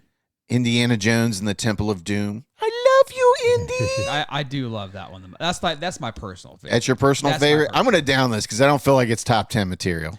That's fair. Yeah. But it's my personal favorite. It's right above Crystal Skull for me. But it's still enjoyable, though. I like it. The whole thing with the human sacrifice or whatever. Like, it's good. Yeah. Minority Report. It's good. I liked it. I liked it. It was a different change of it. So I feel like that's right where it needs to be. Yeah. Lincoln's good. Yeah. Yeah, it's probably right where it needs to be, though. Daniel Day-Lewis is Lincoln, though. Yeah. Man. I mean, it's Daniel Day-Lewis. Daniel Day-Lewis can fucking play anybody, dude. Like, I really wish he wasn't retired. Like, he's like a cobbler or something like that. Just keep making fucking movies, bro. He just comes out every now and then. You have a gift to the earth that just doesn't need to be kept to yourself. Like, keep making movies. Yeah. Empire of the Sun. I've actually never seen this. I haven't seen that one. Yeah, I really want to watch it. Christian Bale plays in this. Yep. But yeah, he's a British boy living in Shanghai who becomes separated from his parents when Japan invades China. Struggling to survive in an alien land, Jamie faces the harsh realities of war. I think that's based on a real life story. Yeah, I want to say it is. The author J.G. Ballard, who did like science fiction novels and short stories. Okay, that's based. That really happened to him. Wow, that's crazy. Munich, which is based on a true story. I've never seen this one all the way through. I've seen pieces. Same of here. It. I've watched pieces. I remember watching it and having a hard time getting into it, but I want to watch it again. Does it have Eric Bana? Yeah, Eric Bana's the main guy. I don't think I've seen bits and pieces. I think I hear a lot of people say it's kind of underrated in his filmography. There's people saying it like I've heard a lot of people that like complained about Disclosure Day, and they were like, he hasn't made a good movie since Munich. Yeah, I'm like, okay, whatever, bro. Like, are we sure that Munich was the movie you're talking about? But this is basically, the 11 Israeli athletes got murdered in the 72 Olympics, and the Israeli government secretly assigns a little crew to go after the people who are responsible for it. Daniel Craig's in this, though. Eric Bana, and I think that's it that you might recognize. But I don't know. I'd like to revisit that one. That's one I'd like to sit down and watch. Yeah, all the way through. Jurassic Park, The Lost World. I don't remember being big on this is the second one, right? I like this one. I think this is I would say this is overhated. This is the one with Goldblum where they go back and they got his wife's there and it's got Vince Vaughn in it. Okay. I mean, again, it's not as good as the first one or anything like that, but I think it's kind of overhated. I have a good time with this one. All right, The Color Purple. I haven't seen that one. I remember watching this in school. It's good. Yeah. It's good. Man, Danny Glover is such a fucking asshole. Yeah. He is such This has Oprah in it, doesn't it? Yeah. Yep. Hook, man. You gotta get Hook up there. Now look, I actually bought this on 4K like last year and haven't got around to rewatching it yet. But this is another one I think is overhated. I hear people talk about how much they don't like. I think this movie was so fucking good, dude. I think I even heard dude. Spielberg talks about how much he doesn't like this one. The summer that this movie came out, like everybody like that was under the age of 18 was obsessed with this. I've still got my Hook board game. I didn't know any of the video games, but like there was a Sega game and an SNES game from Hook. Game. Yeah. And so I need to rewatch this one, but I think it's overhated. I remember the production value when he goes to Neverland and all that. Robin Williams and Dustin Hoffman. I mean, it's Robin Williams. I think Julia Roberts is the Tinkerbell. Yeah, it's a good movie. So again, I think this one's overhated, even by like Spielberg himself. I don't know. Ready Player One. I didn't care for that one all that. It was okay. It's a fun movie. Yeah, I had fun watching it. I didn't think it was great, but I think somebody recently said that's like Spielberg trying to do that. What's the Steve Buscemi movie? Like, hello, fellow kids. This is him kind of trying to do that. Bridge of Spies with Tom Hanks. I never got to watch this one. Do that one. I really want to watch it though because it's an interesting story. Just Spielberg being Spielberg. War of the Worlds, like we said, it was okay. I like to revisit that one again. Yeah, like I said, I haven't seen it since the theater. Yeah. I want to say, it tells us where it's available at here. You can get it for free on Pluto, subscription Paramount Plus, then paid Prime TV and the regulars. Yeah, I remember when it came out, I was kind of like, yeah, okay, it's okay. Yeah, I remember thinking it was okay, but I think it's one of those things like we all know the story, so it's very anticlimactic if you know it, you know. The Terminal. I didn't see this one. This is one I wanted to watch. This is where the guy like lives in the airport terminal. His country, something happens to his country and it's not there anymore. Yeah, so basically an Eastern European tourist arrives at JFK in New York. War breaks out in his country, and he finds himself caught up in international politics. Because of the war, Department of Homeland Security won't let him enter or exit the United States. He's trapped at JFK indefinitely. While living at the airport, Victor falls for a flight attendant. Blah, blah, blah. Yeah, that's blah, one I've heard. It's kind of like, yeah, it's not all that great. AI, artificial intelligence. I have not seen this one, but I have the Blu-ray that I've had for a couple years. I remember this one just being okay. Yeah. This one is Stanley Kubrick. I don't remember if he started filming this or not. Stanley Kubrick. But basically he died either right after he started or right before he started or whatever. Ooh, that's terrible. And Spielberg had to step in and finish it basically. And like I said, I haven't watched, so can't really comment on it, but I think he gets a lot of hate for that because people didn't like it. But he's like, I made Kubrick's movie. Don't exactly blame me in a sense, but I'm curious. That's one I need to watch and see what people are thinking about that one. Amistad. Never saw that one. Yeah, saw pieces of it. The Fablemans. I still haven't watched The Fablemans, and that's pretty much about his life, right? Yeah, about his parents, and then I don't know if there's divorces in there or whatever, but yeah, a lot of people like this one. He took that divorce pretty hard, man. Some people say like this is the movie you have to watch to understand Spielberg. Yeah. And it's got Paul Dano, right? Yeah. I think you should really watch that documentary on HBO about him because I mean you get a lot of he's pretty open about his parents' divorce and he becomes estranged from his father for years. Yeah. I mean it takes years for them to like mend their relationship, and a lot of that pain that he suffered from that divorce is just sprinkled throughout his movies. Oh yeah, we talk about again like his own divorce, and George Lucas was going through a divorce when they made Temple of Doom, and everybody says that's kind of why it's such a dark movie.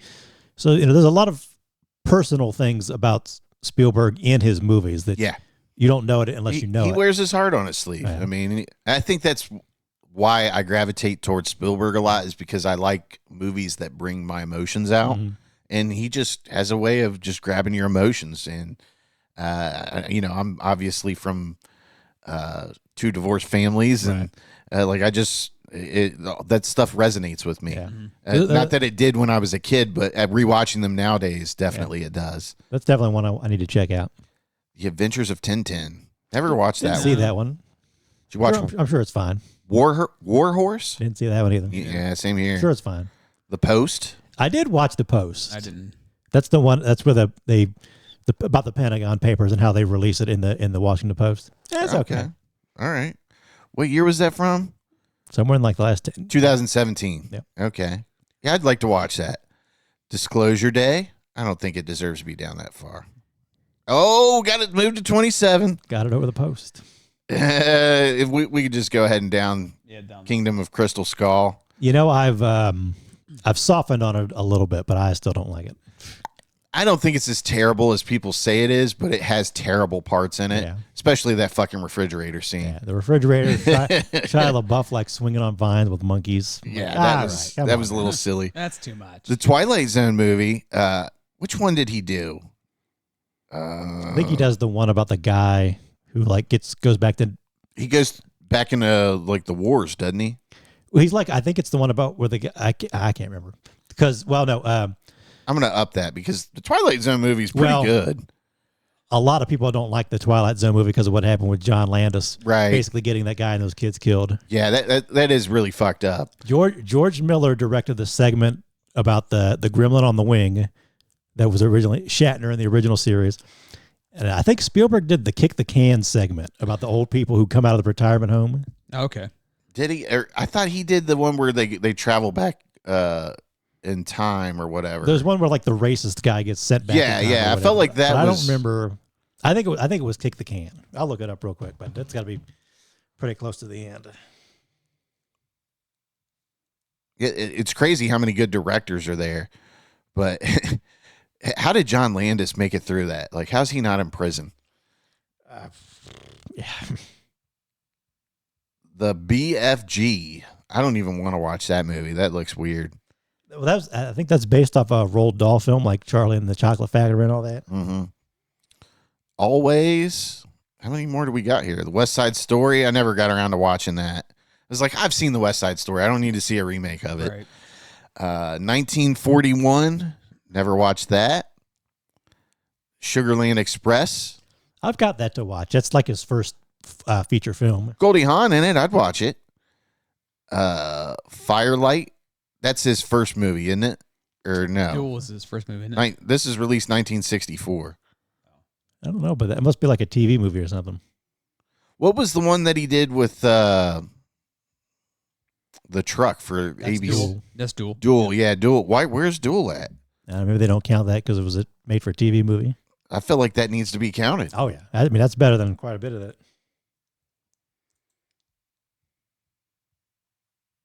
The best alien movies directed by Steven Spielberg, ranked by fans.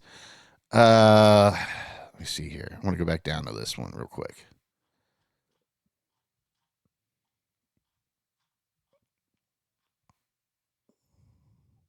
Firelight. Residents of an Arizona town begin to disappear after a series of colored lights appear in the sky. I want to say this was his first film.